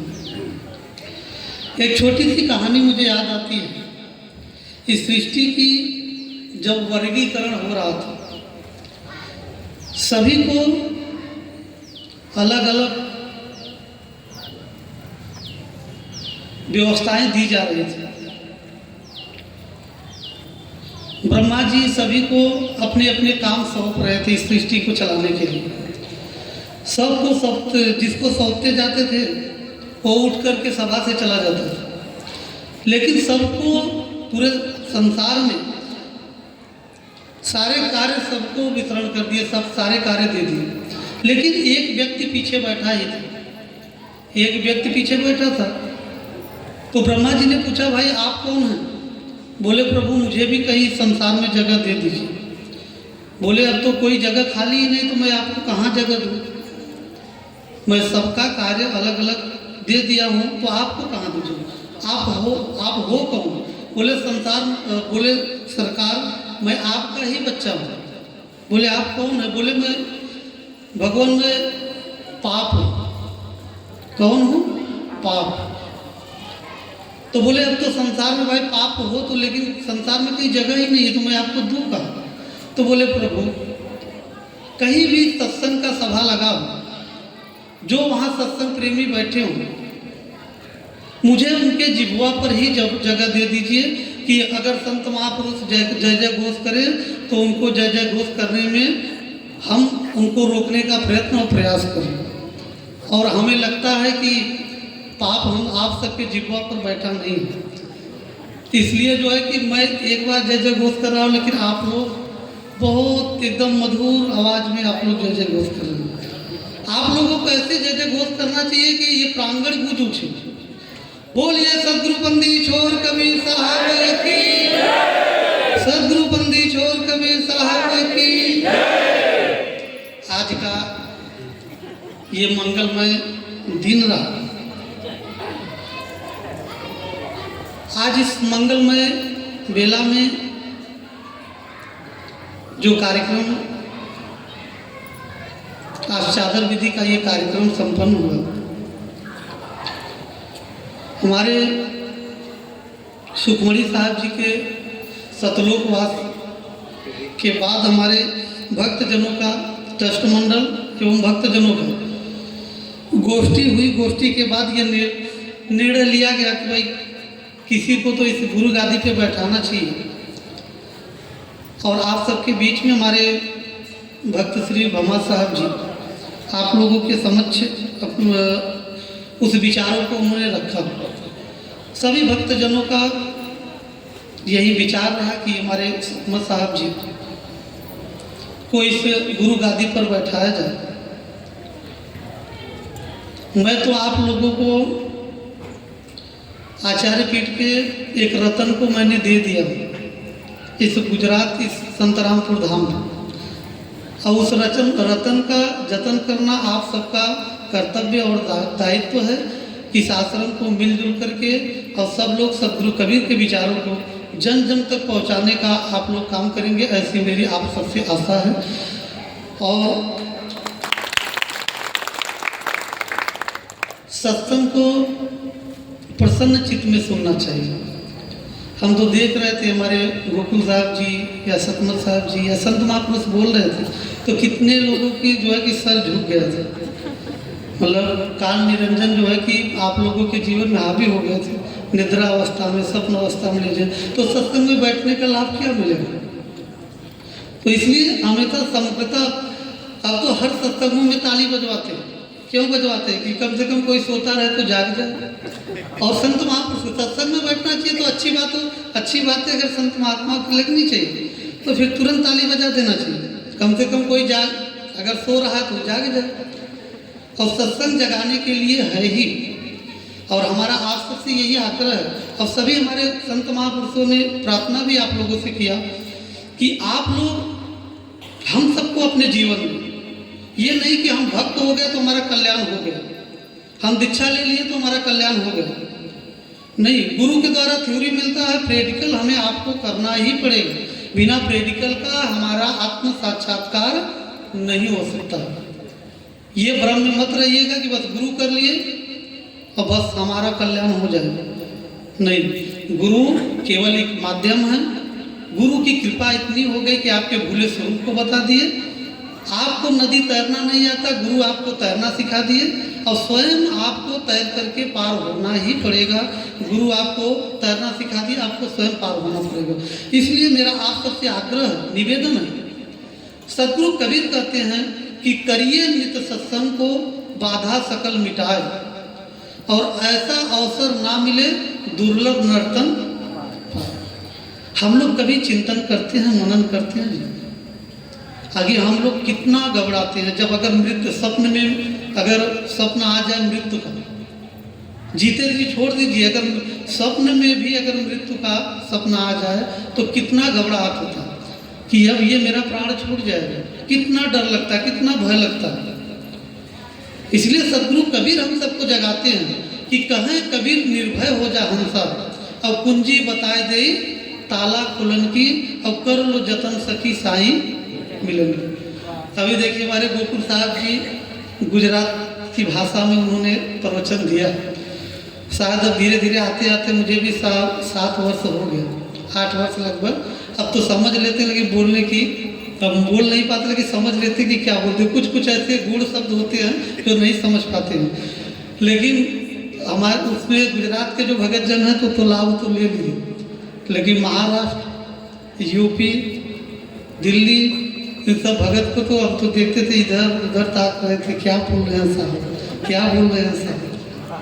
साथ में तो समझता को समझ में जब मैं पहले साल आया था, गुजरात का दौरा किया था, तो मुझे समझ में ही नहीं आता था। महाराष्ट्र दौरा के तो महाराष्ट्र की भाषा नहीं समझ में आता था। लेकिन अब धीरे धीरे आप लोगों का सामने मिला तो धीरे धीरे भाषाएं समझ में आने लगी। लेकिन जो नए भक्तजन हैं तो उनको तो समझ में नहीं। तो हिंदी भाषा जो एक भाषा है कि लगभग हर प्रांतों के लोग समझ लेते हैं। और मैं समझता हूँ कि गुजरात के, महाराष्ट्र के तो अब तो भोजपुरी भी समझने लगे। अब काफ़ी संख्या में भगत जन है और संत महापुरुष हमेशा वहाँ आगमन होता रहता है, बिहार यूपी से, तो अब भोजपुरी भाषा भी अच्छे से समझ लेते हैं। लेकिन मैं पहले साल जब आया था तो गुजरात की कितनी माताओं के मैंने हाथ उठवाया था कि कितने लोग समझ पा रहे थे। तो उसमें से 80% लोग के साथ हमको समझ में कम आ रहा है, लेकिन धीरे धीरे सत्संग सुनते सुनते अब आधुनिक युग आ गया, मोबाइल, टेलीविज़न, तमाम ऐसे संसाधन हो गए, तो हिंदी भाषाएं लोगों को समझ में आती हैं। और हम तो समझते हैं कि अगर बीच बीच में अगर सत्संग में अगर आप लोगों को समझ में आता है तो बीच बीच में अगर ताली बजाते रहेंगे तब तो मैं समझ पाऊंगा कि आप लोगों को समझ में आ रहा है, और नहीं तो मैं समझूंगा कि आप लोग इस भाषा को नहीं समझ पा रहे। तो सदगुरु कबीर कहते हैं, करिए नित सत्संग को बाधा सकल मिटाए, और ऐसा अवसर ना मिले। ये मनुष्य शरीर हम सबको परम सौभाग्य से मिला है। देव दुर्लभ शरीर हम सबको मिला है, देवताओं को भी दुर्लभ है। ऋग्वेद में देवता भी रोज प्रार्थना करते हैं किससे? उस परमात्मा परम सत्ता से, कि परमात्मा प्रभु मुझे भी मनुष्य शरीर प्रदान कर देते तो मैं भी इस संसार से भक्ति भजन करके इस संसार से आवागमन से मुक्त हो जाता। लेकिन हम सबका कितना दुर्भाग्य है कि हम लोग मनुष्य शरीर प्राप्त करके हम लोग परमात्मा का सुमिरन, परमात्मा का भजन हम लोग जरा सा भी लगन नहीं लगाते हैं। इसलिए हमारे महापुरुषों ने भी हम सबको निरंतर जगाने का ही प्रयत्न किया है, और हम सबको जागने की जरूरत है। उस परमात्मा की अगर प्राप्ति करना है, उस परमात्मा से आपको जुड़ना है, तो हमें निरंतर जागने की जरूरत है। हमारे अभी सतना साहब जी आप सबके बीच में बोल रहे थे कि हम सबको काग वृत्ति छोड़कर हंसवत वृत्ति हम सबको धारण करना चाहिए। हंस क्या होता है? हंस निर्छीर का निर्वाह कर देता है। सत्य असत्य का निर्वाह हम सबको करना चाहिए। सदगुरु कबीर एक ऐसे महापुरुष इस संसार में हुए हैं जो बिना किसी लाग लपेट, बिना किसी अंधविश्वास पाखंड को उन्होंने कोसों दूर छोड़ दिया, और जनमानस को अंधविश्वास पाखंड से ऊपर उठाने का हमेशा निरंतर प्रयास और प्रयत्न किया अपने जीवन का। लेकिन हम सबका दुर्भाग्य है कि हम लोग अंधविश्वास में फंसने के लिए, वाणियाँ तो कोई भी अच्छा बोल सकता है, मैं भी अच्छा वक्ता बन सकता हूँ, कोई भी संत महापुरुष अभ्यास करके अच्छे वक्ता बन सकते हैं, अध्ययन करके अच्छे वक्ता बन सकते हैं, हमारे भक्तजन भी, हमारे साधक जन भी अच्छे वक्ता बन सकते हैं। ये वाणी से सिद्धता नहीं होती है ना जी, ये तो 52 अक्षर, ये तो कोई भी अभ्यास करके बोल सकता है। आप टेलीविजनों पे देखिए भगवान बुद्ध का, हम तो सीरियल एक भगत जी भेजे थे तो मैं देख रहा था, 40 मिनट का था, तो भगवान बुद्ध साक्षात ऐसे दिख रहा था जैसे कि भगवान बुद्ध साक्षात आ गए। इतनी मधुरता वाली, इतनी करुणा वाली उनकी वाणी में था। लेकिन वो कौन था? वो तो मनुष्य थे ना, वो तो कलाकार थे, तो वो तो अभ्यास करके, अध्ययन करके, और उनका जो है कि रोल निभा रहे हैं। भगवान कृष्ण का रोल निभाने वाले जो व्यक्ति हैं, देखिए ऐसा लगता है कि साक्षात गीता का ज्ञान दे रहे हैं भगवान कृष्ण। क्या उन्हें सिद्ध महापुरुष मानेंगे? सो सिद्धता ये वाणियों के वक्ता बोलने से नहीं होता, सिद्धता अपने अंतःकरण से भजन करने से होता है, सुमिरन करने से होता है। इसलिए मैं हमेशा आप सबसे आग्रह और निवेदन करता हूँ कि मुक्ति हमारी होती, हमारी मुक्ति होगी जब हम आत्म साक्षात्कार करेंगे, हम प्रैक्टिकल करेंगे। इसलिए हमें आप सबको बहुत जरूरी है कि हम सबको हमेशा निरंतर अपने जीवन में हम सबको जागना चाहिए। स्वयं जागिए और लोगों को जगाइए, ये आप सबका भी दायित्व है, कर्तव्य है। और हम सब, हमारे सतना साहब जी के बारे में आप सब जानते भी हैं, लगभग यहाँ कुछ समय यहाँ भी बिताए हैं, और ये गुजरात के धरती पर उन्होंने अपना बचपन बिताया। और हम तो समझते हैं कि साहब जी आप सबका प्रेम, सारे भक्तजन हम तो समझते हैं कि संतुष्ट होंगे, और ऐसे आप लोगों का प्रेम और छाया, ममता की छाया उनके ऊपर सदैव बनी रहे, और आप लोग मिलजुल करके सदगुरु हरिदास साहब जी के जो उनकी साधना, जो उनका प्रेम, जो उनकी करुणा, जो उनका मार्ग था, उनके पग चिन्हों पर चलने का आप लोग काम करेंगे। और यही मेरा आप सबसे निवेदन और आग्रह है। हमारे साथ हमारे सतना साहब जी, हमारे भक्तजन गुजरात के हमारे जितने भी ट्रस्टीजन हैं, हमारे भमाद साहब जी, राम सिंह साहब जी, और तो सबका नाम हम तो, मुझे खेद है कि सबका नाम मुझे स्मरण नहीं है, लेकिन सभी जितने यहाँ के जुड़े हुए भक्त समाज हैं, सब लोगों ने जब ये प्रस्ताव रखा मेरे सामने कि सतनाथ साहब जी को, जयपाल साहब जी को इस पीठ के लिए दीजिए साहब, तो मुझे मेरे रोम रोम खड़े हो गए।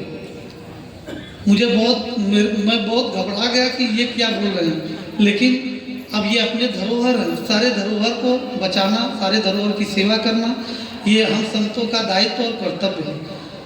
तो मुझे बहुत स्वार्थ लगा कि अब मैं क्या जवाब दूँ। अब ये तो हमारे दाहिने हाथ को ही मांग ले रहे हैं, हमें तो अपंग बनाएंगे, तो मैं क्या करूँ। तो फिर हमारे सतनाथ साहब जी अपने पीठ के गद्दी के मुख्तार भी हैं। पूरे भारतवर्ष में जितने भी अपनी शाखाएं, 400 से अधिक शाखाएं जितने हैं, तो मुख्तार पद पे हमारे साहब जी हैं और बने ही रहेंगे, और आप लोगों के इस महंत पद पर भी बने रहेंगे, गुरु पद पर भी बने रहेंगे। और मेरा यही आप सबसे निवेदन है कि जो आप लोग जो सहयोग इस आश्रम के लिए किए, इस कार्यक्रम के लिए किए, सभी के लिए एक बार हम तो निवेदन करेंगे, आप लोग हृदय से ताली बजाकर धन्यवाद ज्ञापित करेंगे। और मेरा आप लोगों से बस प्रार्थना इतना ही है कि एक साधे सब सधे, और सब साधे सब जाए, और जो तू सींचे मूल को तो शाखा पत्र अघाए। सदगुरु कबीर कहते हैं कि एक को साधने की जरूरत है। जितने भी कर्मकांड संसार में हैं, जितने भी इंद्रियों की पूजा है, रामायण में तुलसी बाबा कहते हैं कि गो गोचर मन जह लग जाई, और सो माया तुम जानो भाई। अब लोग कहते हैं कि कबीर पंडित तो बड़े खंडन करते हैं, ये कर्मकांड का, ये जड़ पूजा का बहुत खंडन करते हैं, लेकिन रामायण को उठा करके तुलसी बाबा के ही उनके वचनों को आप देखिए। तुलसी बाबा कहते हैं कि गो गोचर मन जह लग जाई, सो माया तुम जानो है। दो ही पूजा संसार में है, एक पूजा माया की और दूसरी परमात्मा की पूजा। इसके अलावा तीसरी पूजा कोई नहीं है। तो तुलसी बाबा कहते हैं कि गो माने इंद्रियां, गोचर माने दृष्टि, और इंद्रियों का राजा कौन है? मन। जहां तक इसकी पूजा है, ये सब माया की पूजा है।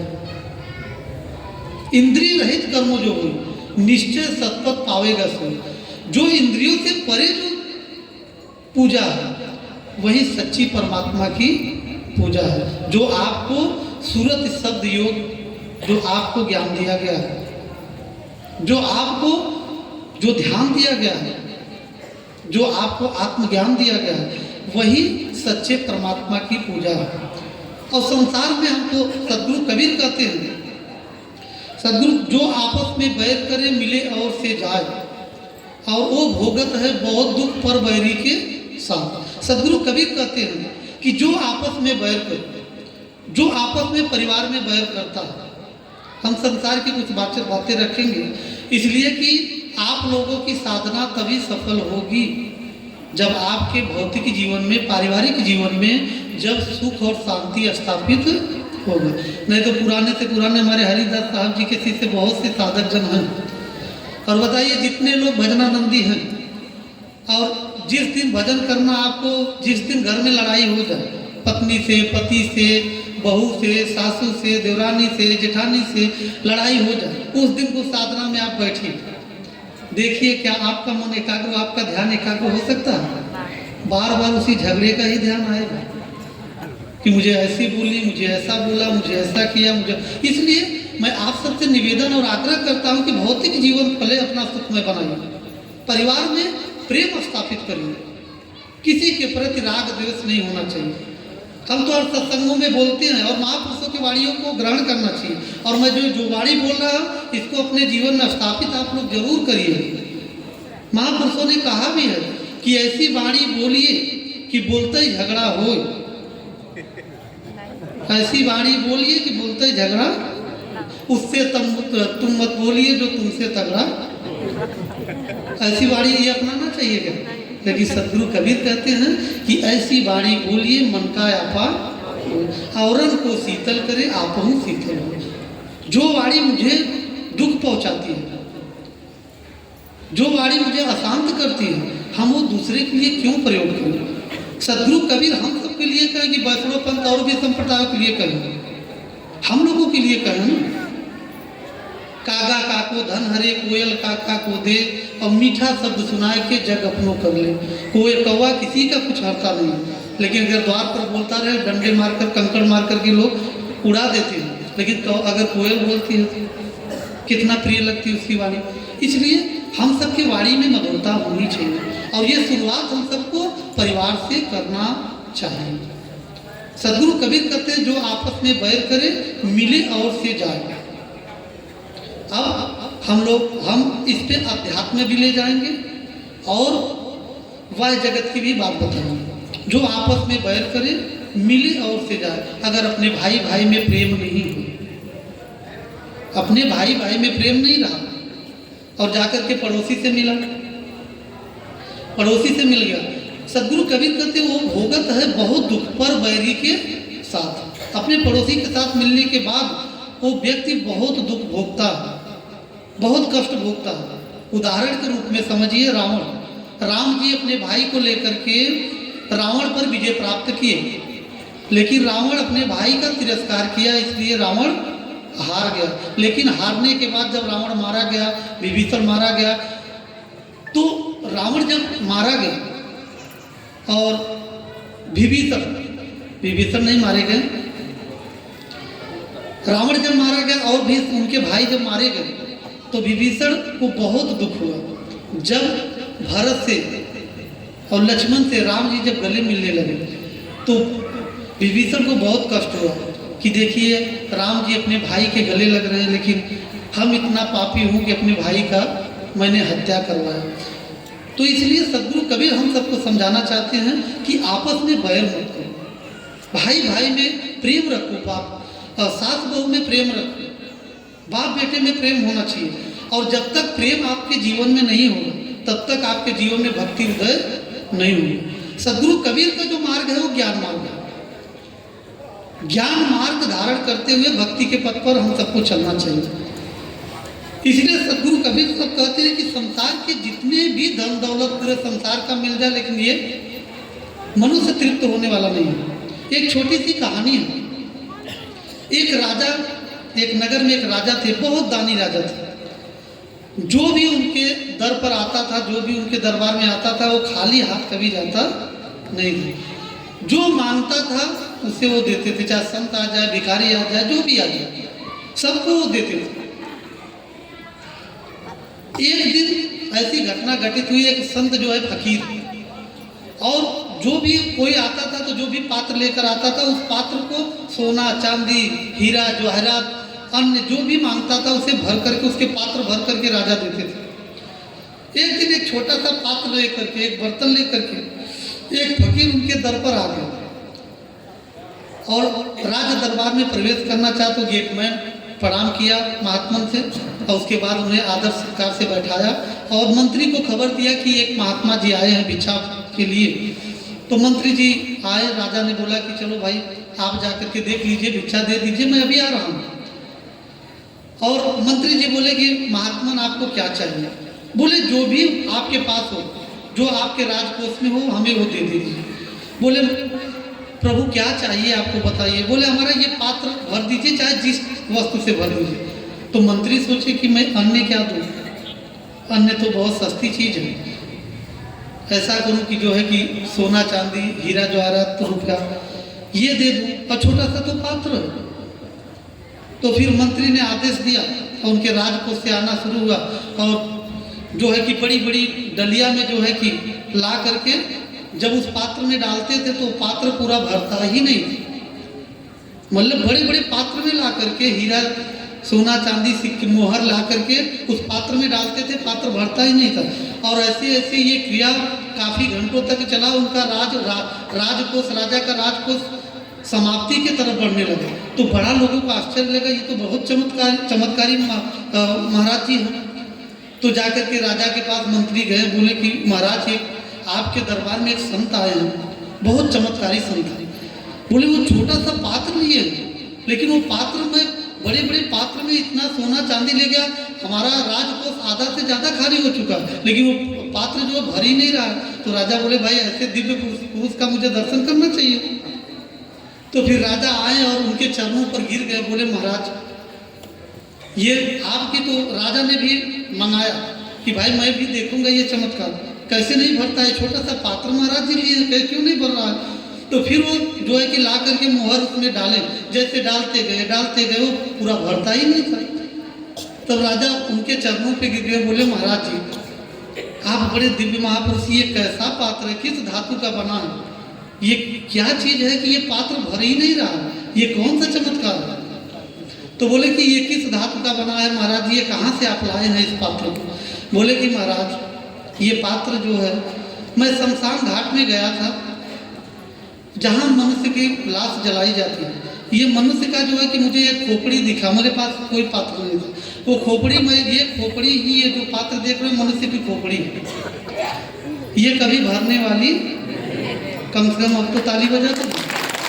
तो ये मनुष्य की खोपड़ी कभी भरने वाली नहीं है। एक महले बनाए, 2 महले बनाए, 3 महले बनाए, बैंक बैलेंस किए 2 लाख, फिर 3 लाख, फिर 4 लाख, इच्छा बढ़ती जाएगी। संसार का पूरे संपत्ति आपको मिल जाए, धन मिल जाए, लेकिन कभी आप तृप्त हो नहीं सकते। इसलिए अगर तृप्त होंगे तो सदगुरु के भक्ति में, सदगुरु के साधना में, परमात्मा के ज्ञान में अगर तृप्त होंगे, और बाकी संसार के कोई ऐसे प्राणी पदार्थ है ही नहीं कि जो मनुष्य उस प्राणी पदार्थ से तृप्त हो सके। इसलिए हम आप सबसे आग्रह करेंगे, हमारे यूपी में, यहाँ तो पता नहीं कैसी प्रथा है, गुजरात में, यूपी में एक प्रथा है, जब यूपी बिहार, जब मनुष्य मरता है जानते हैं क्या करते हैं, जब लाश को ले जाते हैं ना, वहाँ की एक परंपरा है, सिक्के, पैसे, सिक्का जो है ले करके, और हमारे यहाँ तो छोटे छोटे वो लाई का जो है लावा बोलते हैं, और वो उनके जो है कि रास्ते भर, जहाँ तक वो जाते हैं रास्ते भर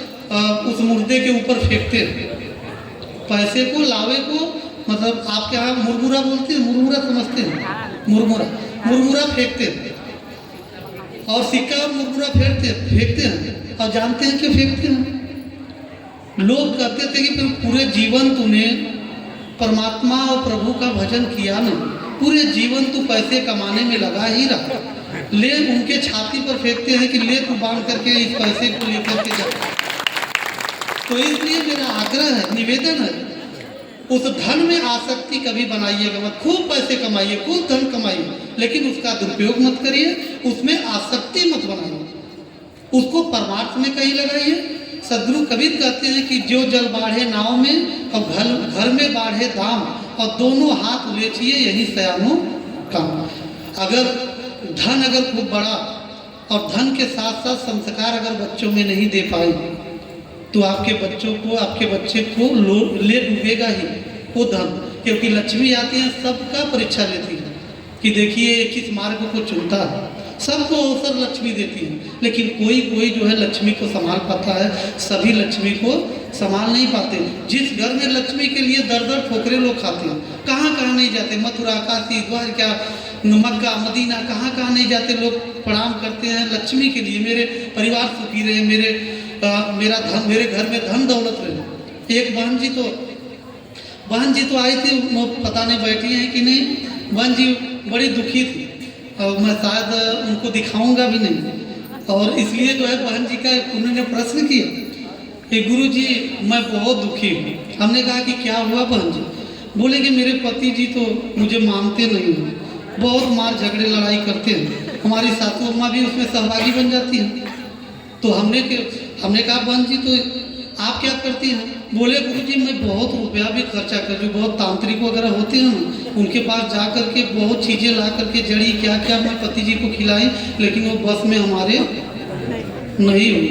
लेकिन सदगुरु कबीर का हम तो कहते हैं कि बहन जी मेरे पास तो सारे मंत्र, बहन जी चली आए, मैं नीचे आने के लिए आने वाले थे, तो इसलिए जो है कि बहन जी चली आई, लेकिन मैं मंत्र बता नहीं पाया, लेकिन मेरे पास तो सब मंत्र, चाहे जिसको बस में कर लीजिए। लेकिन देखिए वो तो हम तो सबको मंत्र देते हैं, भूत प्रेत छुड़ाने का मंत्र, किसी को वशीकरण मंत्र जो है कि लोग 5-5 हज़ार रुपया तांत्रिक जो है कि ले करके तब देते हैं, हम तो फ्री में देते हैं, 1 रुपया नहीं लेते। इसलिए जो है कि मंत्र को, और अब देखिए कितनी बहनों के मन में होगा कि साहब जी बता देते हैं ना जी, होता होगा जरूर कि साहब जी वो मंत्र बता देते, चलो अच्छा ठीक है, मुझे 1 रुपया नहीं चाहिए, मैं वो मंत्र बता ही दूँ। और भूत प्रेत से भी ग्रसित बाना जी थे, उनको भी मंत्र बता दे रहा हूँ। वो मंत्र याद कर लीजिएगा। वो आप जिसको भी इंसान को छोड़ दीजिए, जानवर को भी बस में किया जा सकता है। बता दूं मंत्र? देखिए हाँ हो गया, कुछ लोगों का बानों का हो गया। ठीक है, अब आप लोगों को मैं मंत्र बता दे रहा हूँ, उसको याद रखिएगा। सदगुरु कबीर का एक मंत्र है वशीकरण मंत्र, उसे अपने जीवन में धारण करिए और अपने घर में सुख शांति स्थापित करिए। और वो मंत्र एक बार में भी संस्कृत में भी बोल दूँ वो मंत्र तो एक बार में बहनों को याद हो जाएगा। और सत्संग और कोई भी सत्संग पूछिएगा तो याद नहीं रहेगा। तो सदगुरु कबीर का वो मंत्र है कि मीठा सबसे बोलिए। वशीकरण मंत्र क्या है कि मीठा सबसे बोलिए। पूरा मंत्र सुनने दीजिए बहनों को, नहीं तो अधूरी रहता। मीठा सबसे बोलिए और सुख उपजे चहुओर। और वशीकरण यह मंत्र है तजिए वचन कठोर। बस कठोर वचन तज दीजिए, सभी बस में हो जाएगा। देखिए जानवर बस में हो जाएगा, इंसान क्या चीज है। लेकिन हम समझते हैं कि भूत प्रेत का भी मंत्र बता देंगे। एक हमारी बहन जी तो पीठ पर आई और बहुत माताएं बहनें खेलती है ना, ये वो भूत प्रेत देखते हैं आप टेलीविजन मोबाइल वगैरह में देखते हैं, वो भूत बहनों को माताओं को ज़्यादा ही भूत आते, पुरुष समाज में बहुत कम आते, क्योंकि अंधविश्वास में आप लोग ही रहती हैं। हमारी बहनें जिस दिन, हमारी माताएं जिस दिन शिक्षित हो जाएंगी, उस दिन जो है कि ये अंधविश्वास चलाने वाले की दुकानें सब बंद हो जाएंगी। हमारी माताएं ही जब अगर पति जी नहीं करेंगे ना, एक माता जी को आँख चढ़ाना था, मान जी थी मनता कितने का आता जानती हैं? 2.5 लाख का वो आँख माता जी को चढ़ाना था, 2.5 लाख। और खाने के लाले पड़े हुए थे, कर्जे लेकर के उन्होंने माता जी का आँख बनवाया। और जाके तो बोले कि भाई हमारे खाने के लिए हमको बस 10,000 की नौकरी करता हूँ, तो मैं कैसे 2.5 लाख रुपए का जो है कि आँख बना करके मैं आपको जो है कि हमारे यूपी में मानता मानते हैं कि माता जी को मैं ये चढ़ाऊँगा या इस मंदिर में ये चढ़ाऊँगा। तो बोले भाई मैं कैसे चढ़ाऊँ?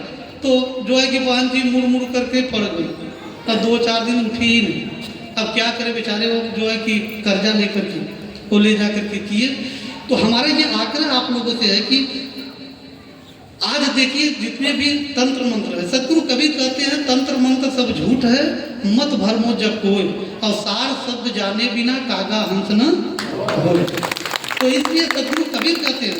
अब वो भूत प्रेत छुड़ाने के एक बहन जी आई तो बोले गुरु जी 7.5 लाख रुपया बर्बाद कर चुकी थी तांत्रिकों के पास। हमारे यूपी में ओझा भी कहते हैं, तांत्रिकी भी कहते हैं, और हम तो बिहार में भी सफ़र करते हैं।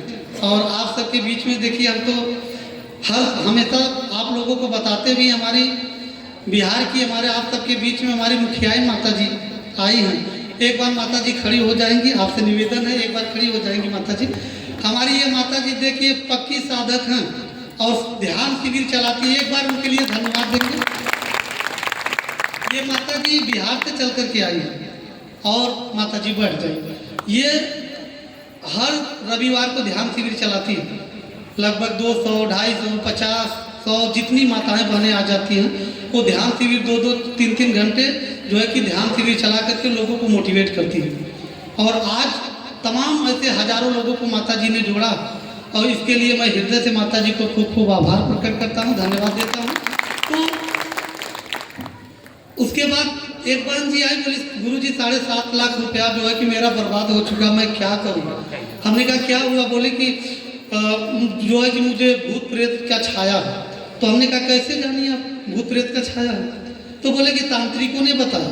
तो उनकी सासू अम्मा आई थी, हमने कहा कि माता जी क्या, उनके पति जी भी आए थे, हमने कहा कि क्या होता है? बोलते गुरु जी ये तो बहुत खेलती, इनको होश चेत नहीं रहता। तो हमने कहा तो ये तो बहुत सरल सी दवा है। तो बोले कि गुरु जी कुछ कर देते तो कम से कम इनका भूत प्रेत छोड़ देते। तो ऐसी 17 बहनें जो हैं भूत प्रेतों से ग्रसित थी। हमने एक छोटा सा, आप लोग भी याद करिए कि किसी को भूत प्रेत अगर आता खेलती है, क्योंकि होश चेत तो रहता नहीं, कुछ याद नहीं रहता जो भूत प्रेत खेलती है। तो हमने उनसे कहा कि माता जी ऐसा करिएगा, जब भी उनके पति जी से हमने कहा भैया जी ऐसे करिएगा भगत जी, जब भी ये बहना, हम बहना से पूछे, हमने कहा जब तुम्हारे ऊपर भूत आता है तो कोई स्मरण रहता है आपको, कुछ याद रहता है? बोले गुरुजी कुछ नहीं, पति जी या सासू अम्मा कोई भी याद नहीं रहता। तो हमने कहा देखो उनके पति जी, हमने कहा जब भी ये खेलने लगे, जब भी भूत इनके ऊपर आए, तो आप जो है कि जानवरों का गोबर ला करके उनको जबरदस्ती उनके गोबर मुंह में खिलाइएगा और सारा भूत छोड़ देगा। 17 ऐसी बहनें हैं जो कि आज दीक्षा से भी जुड़ गई और उनका एक ही दवा से, और वो दवा खिलाना भी नहीं पड़ा, भूत छोड़ दी। हम वो बहना से पूछे, हमने कहा कि बहना बताओ आपका भूत कैसे छोड़? बोले गुरुजी जो है कि अगर ये खेलूंगी तो फिर हमें गोबर खाना पड़ेगा। तो इस डर से जो है उन्होंने छोड़ दी। इसलिए जो है कि आप लोगों को हम निवेदन यही करेंगे, अपना सांसारिक जीवन सुखमय और शांतमय बनाइए। यही मेरा आप सबसे आग्रह और निवेदन है। मैं ये कह रहा था कि एक साधे सब सदे, सब साधे सब जाए, और जो तू सींचे मूल को तो शाखा पत्र। कोई वृक्ष है, मैं उदाहरण के रूप में आप सबको हर सत्संगों में समझाता हूँ। कोई वृक्ष है, उसमें फल लगा, पत्ते हैं, डालियां हैं। हम लोग डालियां और पत्ते पकड़ करके लटके हुए हैं। सदगुरु कबीर कहते हैं कि एक ही साधना, मूल को हमें साधने की जरूरत है। एक है साधे सब सदे, सब साधे सब जाए। जितनी पूजा पद्धति है, सारी पूजा पद्धति किससे है? हमारी चेतन सत्ता से। यही चेतन आत्मा निकल जाए, कहीं आप हवन करिए, पूजा करिए, पाठ करिए, मंत्र तंत्र करिए, कर सकते हैं क्या जी? तो सदगुरु कबीर कहते हैं जिस सागर से सारी नदियां निकली हुई है, नदियां तो जाकर के मिली हुई है, लेकिन उल्टा, जिस सागर से सारी नदियां निकली है, सागर कौन है? हमारी चेतन सत्ता है, हमारी आत्मा है। उसी आत्मा से सारा पूजा है। सदगुरु कबीर कहते हैं कि उसी को साधने की जरूरत है। ये 5 तत्वों को जो चलाने वाला जो परम तत्व है, उसी परम तत्व को आप पकड़ लीजिए, उसी का भजन कर लीजिए, सारी पूजा आपका उसी में समाहित हो जाएगा। इसलिए मेरा आप सबसे आग्रह है कि आप लोग ध्यान योग जरूर करिए। 10 मिनट, 15 मिनट, आधे घंटे, जितना भी समय आपको घर पर मिले, उतना जो है कि आप लोग ध्यान योग में जरूर अपने समय को दीजिए। मेरा यही आप सबसे आग्रह। हरिदास साहब जी हमेशा, हमारे साधक जन जो हरिदास साहब के शिष्य हैं, बताते थे कि साहब हमेशा मोटिवेट करते थे, किसके लिए? ध्यान योग के लिए, सूरज शब्द योग के लिए। और जब तक हमें आत्म साक्षात्कार नहीं होगा, तब तक हम मुक्त नहीं हो सकते।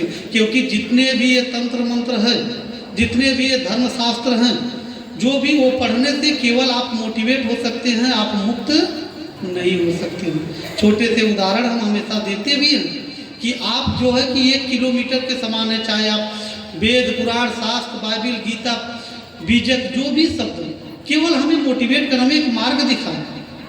अगर उस पढ़ करके हम सोचे कि अगर हमारी मुक्ति हो जाए तो ये असंभव है। अगर कोई कहता है कि ये मंत्र लेकर के तुम्हारी मुक्ति हो जाए तो ये असंभव है। सदगुरु कबीर कहते हैं कि 3 गुणों की भक्ति में डूब मुआ संसार, और कहें कबीर निज नाम बिन कैसे उतरो। संसार का सारा कार्य करिए, लेकिन उसके साथ साथ अपना 23 घंटा आप अपने समाज के लिए दीजिए। और हम सबको तो हमारे बीच में हमारे सांसद साहब जी, हमारी दूसरी मुलाकात साहब जी से हुआ है, और जो पद पर साहब जी हैं और आज हम सबके बीच में आए, तो ये हम सबका परम सौभाग्य है। और धन्यवाद हमारे साहब जी को है। एक बार साहब जी के लिए धन्यवाद तो होता ही है।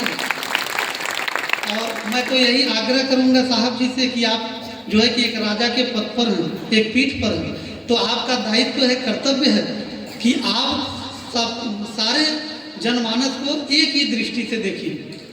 क्योंकि संत की जो दृष्टि होती है, वही एक राजनेता की भी दृष्टि होनी चाहिए। कोई आपको वोट दिया है भी नहीं दिया, इसलिए संत के लिए भी पच्छा पच्छी के कारण सब जग रहा भुलाए, निष्पक्ष होकर हरि भजो सोई संत सुजान। इसलिए राजनेताओं को हम तो आग्रह हमेशा करते हैं, हमारे भगत जी भी लोग विधायक वगैरह हैं यूपी में, उनसे भी मैं आग्रह करता हूँ, जो आपको वोट दिया हो उसको भी वही उसी दृष्टि से देखिए, जो नहीं दिया है उसको भी उसी दृष्टि से, समान दृष्टि से देखना चाहिए। और संत की भी दृष्टि वही रहती है, जो उनका भक्त है उनको भी वही प्रेम करते हैं, वही मानते हैं, और जो नहीं भी जुड़े हैं उनको भी मानते, क्योंकि परमात्मा के सब बंदे हैं, सदगुरु के सब बंदे हैं। इसलिए अभी कल का भी हमारी गंगा माता जी, गंगा माता जी का और साहब जी के, उनके भगत जी के मोहन साहब जी के सतलोकवास के उपलक्ष्य में माता जी अमेरिका से चलकर आई हैं और उनके पुत्र, उनके बहू, और मुझे नाम तो स्मरण नहीं है लेकिन माता जी के नाम से ही भैया जी लोगों का भी नाम समाहित हो जाए। कल माता जी के भगत जी के उपलक्ष्य में, उनके सतलोकवास के उपलक्ष्य में, उनके स्मृति में माता जी का कल का कार्यक्रम है। तो आप लोग भी, मेरा यह आग्रह है कि कल के भी सत्संग में आप लोग उपस्थित रहेंगे, ऐसा मेरा निवेदन और आग्रह आप सबसे है। और हमारी माता जी ने अमेरिका से चल कर के आई हैं, तो आप लोगों को कितने दूर से चल कर के आई हैं और आप लोगों को बहुत समीप से आना है, 10-5 किलोमीटर से आप लोगों को आकर के और माता जी के कार्यक्रम में आप लोग सम्मिलित होंगे, ऐसा मेरा आप सबसे आग्रह और प्रार्थना आप सबसे है। और मैं ये आशा भी करता हूँ कि हमारे सतमा साहब जी जिस पद पर बैठे हैं उस पद का भली भांति निर्वाह करेंगे। और आप सबकी, हमारे भमा साहब जी और हमारे ट्रस्ट मंडल सभी साहब जी से मेरी निवेदन है, सभी भगत जी से निवेदन है कि आप लोग प्रेम की छाया, ममता की छाया हमेशा हमारे संतों पर बनाए रहें। मैं तो कहता हूँ कि मुझ पर भी बनाए रहिएगा, अपने हृदय में मुझे भी जगह दीजिएगा, आप सभी भक्तजन, ऐसी मेरा आप सबसे आग्रह है। और हम आप सबसे इतना ही निवेदन करेंगे, अब लड़ाई झगड़े मत करिएगा जी। लेकिन एक मैं छूट दे रहा हूँ कि 15 दिन बीता करें तो एक बार लड़ाई कर लिया, उसके बाद फिर 15 दिन के बाद फिर 15 दिन रेस्ट दे दिया, और नहीं तो खूब लड़ाई कर लिया करे 2-3 महीने के बाद, 3 महीने बिता करके और एक बार एक दिन खूब स्नान करके, खूब पूजा पाठ करके और खूब बैठ कर परिवार के साथ खूब लड़ाई कर लीजिए, फिर 3 महीने मत करिए। इसलिए लड़ाई से बच्चों के गलत संस्कार बनते हैं, माता पिता से ही बच्चे संस्कारित होते हैं। बच्चे ब्लैंक पेपर हैं, कोरे कागज हैं जी। आप माता पिता से ही बच्चे जो उनके संस्कार लिखना चाहेंगे जीवन में लिख सकते हैं। इसलिए मेरा आग्रह है कि आप लोगों से कि अपने बच्चों को अच्छे संस्कार, स्वयं संस्कारित बनिए, बच्चों को भी संस्कार से जोड़िए। अब समय की मर्यादा को ध्यान में रखते हुए, मैं ज़्यादा समय न लेते हुए, आइए हम सभी इस पवित्र भूमि से, पावन भूमि से मिल करके हम सब इस संसार के लिए सुखमय की कामना कर लें। उसी शब्दों के साथ मैं अपनी वाणी को विराम दूंगा। सभी लोग अपने हाथ जोड़ लेंगे, सभी लोग बोलिए सद्गुरुदेव की सुखिया सब संसार हो, दुखिया रहे न को, सुखिया सब संसार हो, दुखिया रहे न को, ऐसी मेरी कामना पूर्ण करो प्रभु मोर, पूर्ण करो प्रभु मोर। एक बार दोनों हाथ ऊपर करके प्रेम से जय जय घोष करेंगे, पूरा ये प्रांगण गूंज उठे। बोलिए सद्गुरुदेव की जय, सद्गुरु बंदी छोर कबीर साहब की जय, आचार्य गुरुओं की जय, हरिदास साहब की जय, धर्मी पुरुषों की जय, संत महापुरुषों की जय, भक्त समाज की जय। आप सभी दिव्य आत्माओं को साहेब बंदगी साहेब।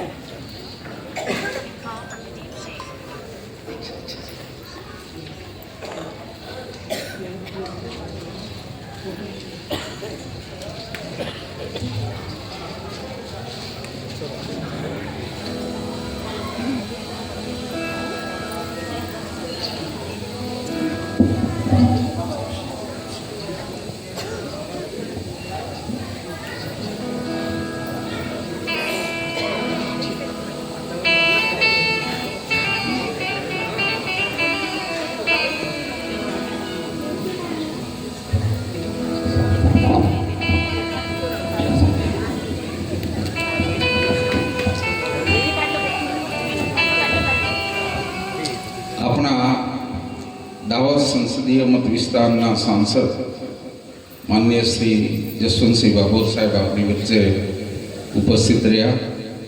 ઘણા સમયથી એમના ઘણા બધા કાર્યક્રમો હતા, છતાં પણ આ સત્સંગ મહોત્સવને તેમને અગ્રિમતા આપી અને આપણા સૌને વચ્ચે જ્યારે એમનું સાનિધ્ય પ્રાપ્ત થયું છે ત્યારે પરમ પૂજ્ય આચાર્ય સાહેબના હસ્તે તેમનું સન્માન કરીશું આપણે. તો બાબોર સાહેબને વિનંતી છે કે અત્રે આવશે અને પૂજ્ય સાહેબની આશીર્વચન ગ્રહણ કરશે.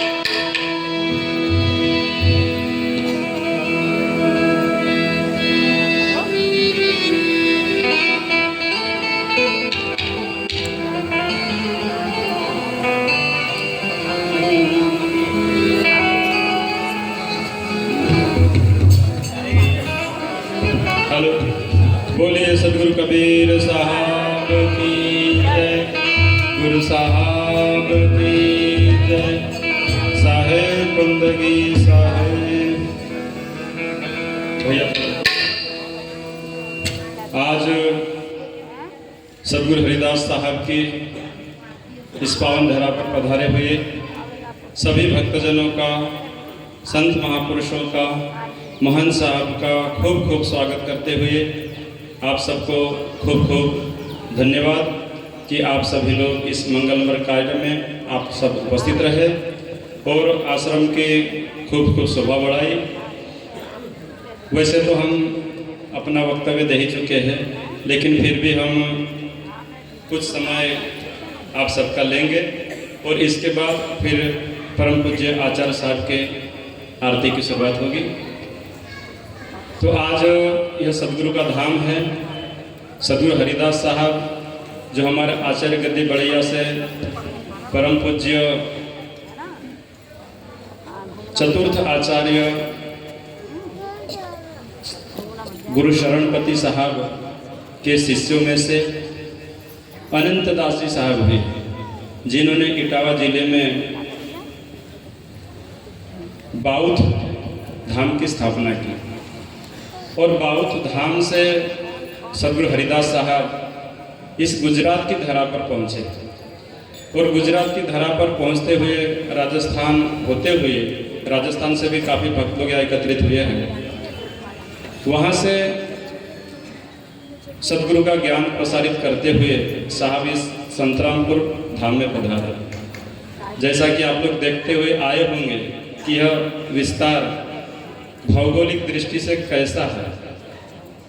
कहीं उतार, कहीं चढ़ाव, कहीं पहाड़, कहीं पत्थर, जहाँ से आप लोग आए होंगे देखे होंगे विस्तार को. और यह विस्तार आदिवासी विस्तार कहलाता है.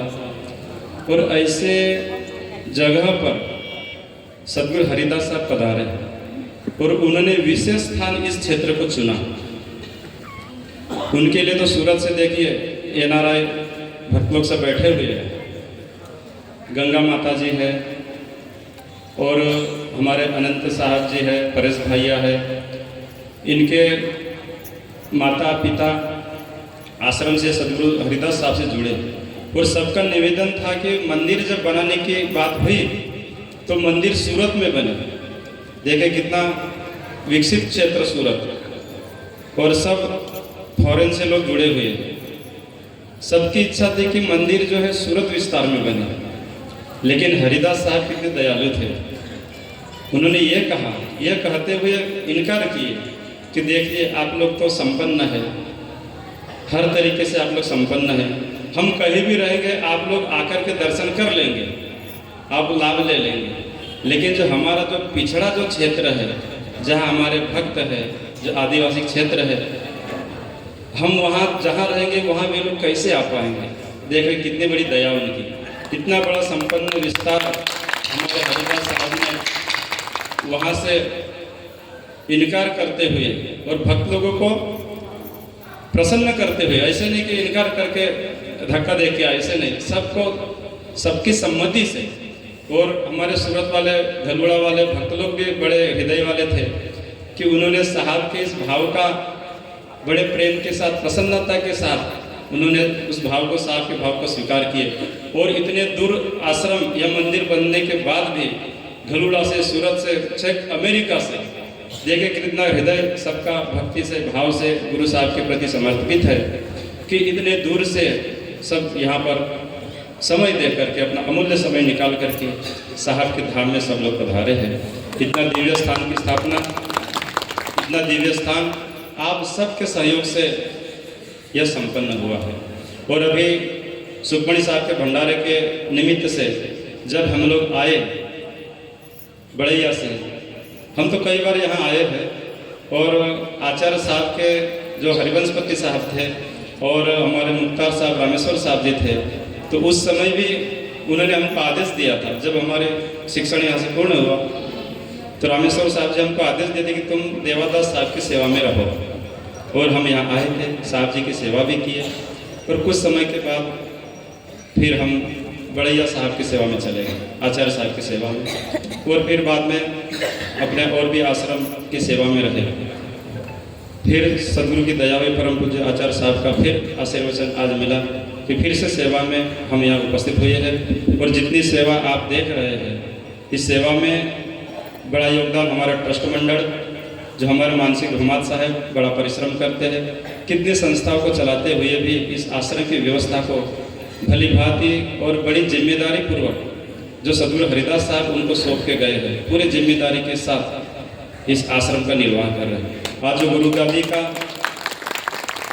गादी की आप शोभा देख रहे हैं, यह मंदिर पहले जहाँ गुरु गादी वहाँ था, लेकिन साहब जी के वचन के अनुसार डॉक्टर साहब ने उसी समय प्रण किए थे कि यहाँ गुरु गादी गेट के बिल्कुल फ्रंट साइड में, बिल्कुल सामने हो। और साहब ने जो चुनाव किया था, उस चुनाव का भाव पूर्ण करते हुए हमारे डॉक्टर साहब जी ने अपनी तरफ से इस गुरु गादी का साहब जी ने निर्माण कराया और बहुत सुंदर है, इसलिए बहुत बहुत धन्यवाद है साहब जी को। फिर उसके पश्चात जो आश्रम का कुछ व्यवस्था की कमी होती है, हर जगह होती है, यहाँ भी कुछ हम सबको नज़र आई। और जब हमने आया, हमारे ट्रस्टी समाज, हमारे कांति भाई साहब, खातूदास साहब, सबसे परामर्श लेकर के, हमारे मदन साहब, हर्षद साहब, सबसे परामर्श लेकर के इस आश्रम का कुछ रूपरेखा बदले। कुछ यह सदगुरु हरिदास साहब का जो प्रकाश है, कुछ प्रकाश में कुछ हम लोग तो क्षमता नहीं है कि साहब जी के प्रकाश में प्रकाश कर सके, लेकिन साहब जी ने स्थान जो बनाया है, इसमें हम लोग जरूर अपने सेवा के द्वारा, अपने भाव के द्वारा हम लोग जरूर इसमें प्रकाश कर सकते हैं। तो इसमें आप सबका इसमें सहयोग मिला। आप जो देख रहे आश्रम में जो सेवा हुई है, चाहे इसका कलर हो, चाहे भोजन भंडार हो, चाहे और भी आश्रम का रिनोवेशन हो, इसमें हमारे सभी भक्तजनों ने खूब हम सबको सहयोग किया। जब हमने मीटिंग ली तो सब ने बड़े हर्षोल्लास के साथ, बड़े प्रेम के साथ इसमें सहयोग किए, और इतनी सुंदर व्यवस्था आप सबके लिए निर्माण हुई। उसमें बहुत ज़्यादा न समय लेते हुए जिन्होंने इस रिनोवेशन में सहयोग किया, समय तो नहीं है कि सबको यहाँ बुला करके सबका सम्मान किया जाए, लेकिन साहब खूब दया आप सबके ऊपर बनाए रखेंगे।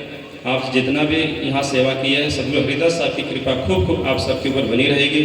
तो इसमें हम थोड़ा सा नाम जिन्होंने खास रूप से सहयोग किया है, सहयोग तो सभी का है, इतना बड़ा आयोजन सभी के सहयोग के बिना नहीं होता, कुछ लोगों के सहयोग से पूर्ण कार्य संभव नहीं होता। आप सबका सहयोग है, और आपके दिए हुए चाहे जो भी दिया गया हो, सबका इसमें बराबर मूल्य है। लेकिन फिर भी हम कुछ जो दानदाता है उनके नाम इसमें कुछ लेने का हम प्रयास करते हैं।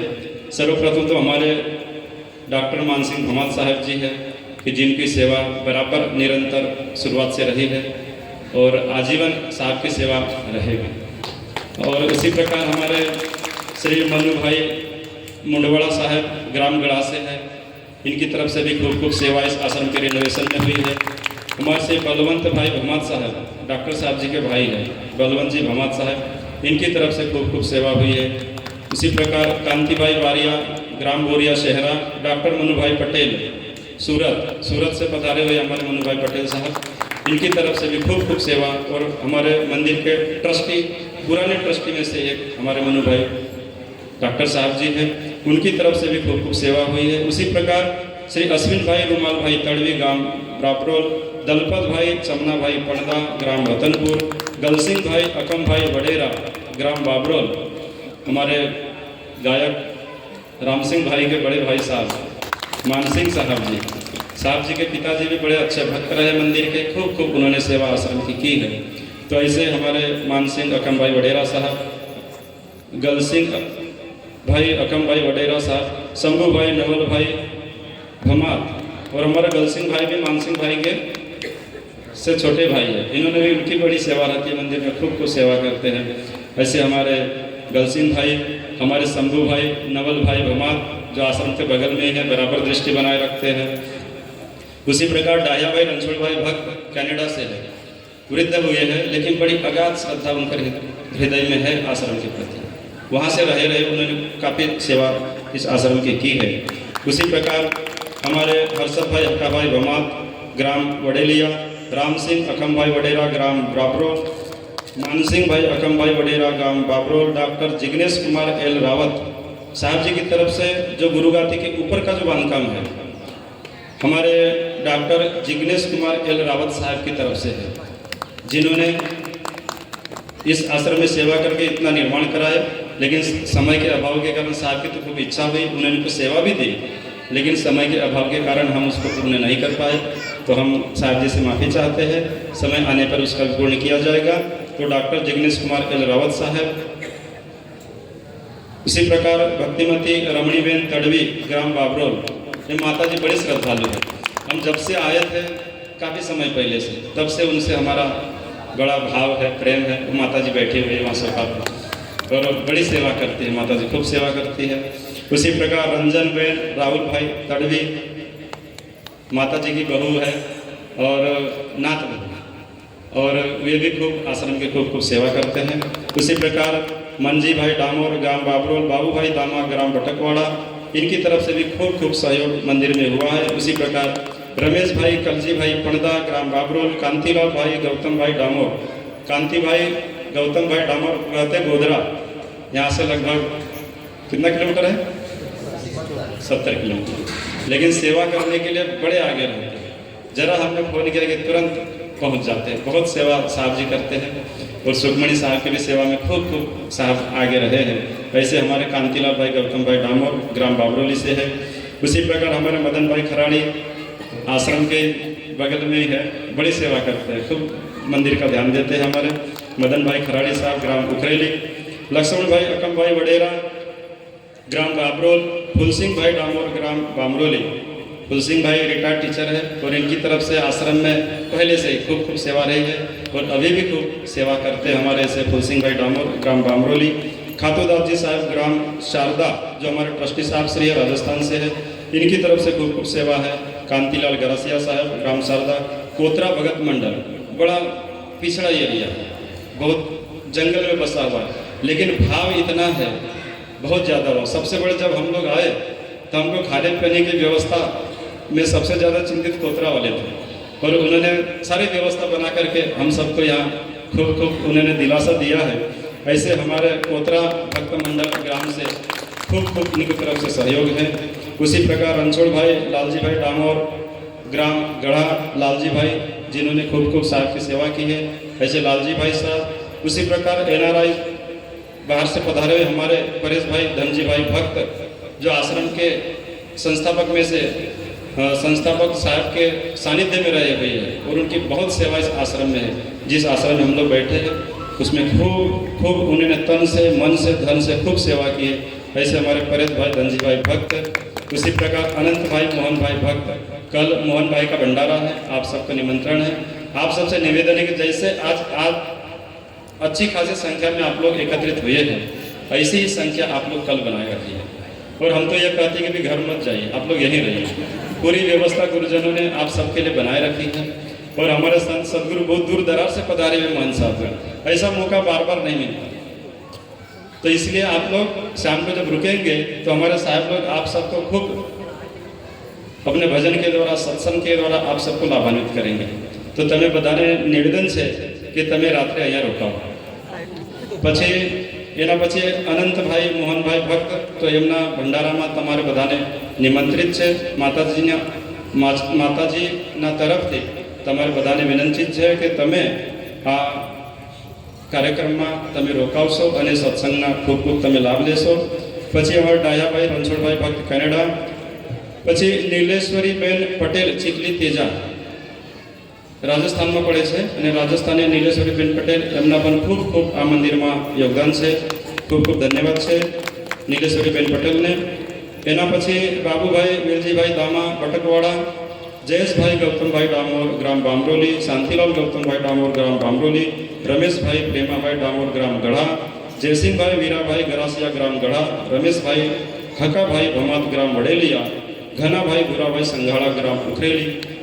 बहुत सारे नाम अभी भी हैं लेकिन समय का अभाव है, तो हम फिर से खूब खूब धन्यवाद करते हैं कि आप सबने हमारे इस प्रेरणा को आप सबने स्वीकार किया और आप सबने इस आश्रम की रूपरेखा बदलने में आप सबने सहयोग किया। और उसी प्रकार जो आश्रम की सेवा करने में लोग समर्थ है, जिनका भी योगदान नहीं आया है, आप लोग ऐसा न समझे तमे बता एवं समझो कि भंडारो तो पती गयो, साहेब तो आव्या अने निकली गया, हवे अमारी जिम्मेदारी खत्म नहीं।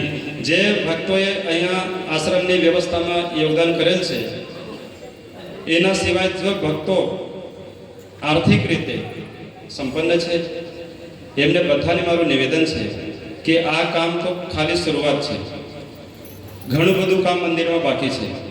तो तमने बधाने मारू निवेदन छे कि जे नौकरी करता होय, धंधा करता होय, बाकी किसान लोग तो ये बधा जो खेडूतो होय ये तो मदद करे ज छे। एमना परिश्रमना जे साहेबे कहे 10वां अंश गुरु को दीजिए, तो हम तो ये मानते कि अपने आवक के परिश्रम के हिसाब से जो खेडूत लोग जो योगदान करे छे ये तो 10% જ એમને યોગદાન વધારે છે, પરંતુ જે નોકરી ધંધા કરે છે એમને તો 10%માં ગણતરી આવતી જ નથી, નીચે જ રહે।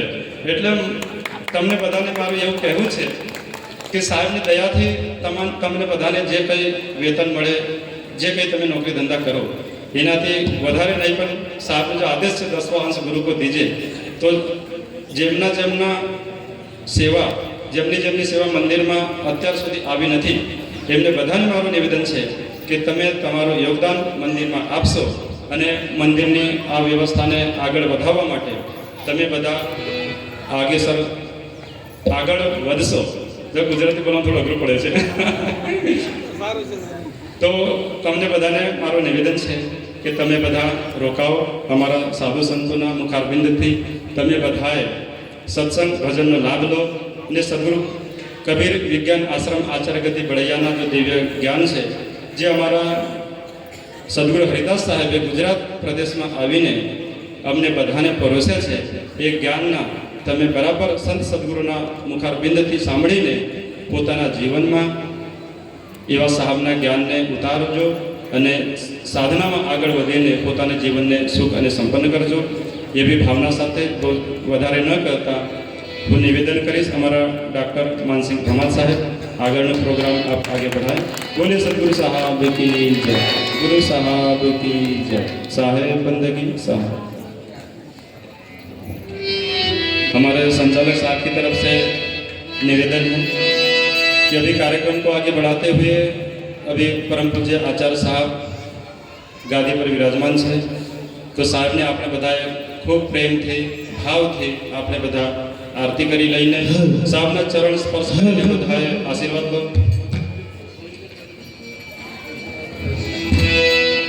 अच्छा हाँ, हमारे कमजी भाई भमात साहब माफ़ी चाहते हैं, बड़ी सेवा करते हैं, दिन में तो 2-4 आटा तो साहब का हो ही जाता है, और बड़ी सेवा करते हमारे कमजी भाई भमात साहब, और इनकी सेवा बहुत सेवा है और हमारे लिए तो बड़ा सहयोग है इनका, बराबर छाया इनकी बनी रहती है।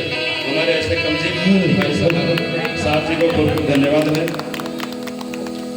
तो अभी निवेदन करते हैं हमारे गायक साहब, आप सब आरती गाने का आप लोग शुरुआत करेंगे, और हमारे ट्रस्ट मंडल के जितने भक्त लोग हैं भक्त समाज में आप सबसे निवेदन है कि कृपया आरती की शुरुआत आप लोग करेंगे। ट्रस्ट मंडल और हमारे अनंत भाई, परेश भाई, आप सभी लोग कृपया पहले आकर साहब जी के आरती थवाने હોય प्राप्त करेंगे। આપણે બધા ઊભા થઈ છીએ અને લાઈનમાં આપણે શાંતિથી આરતી લઈએ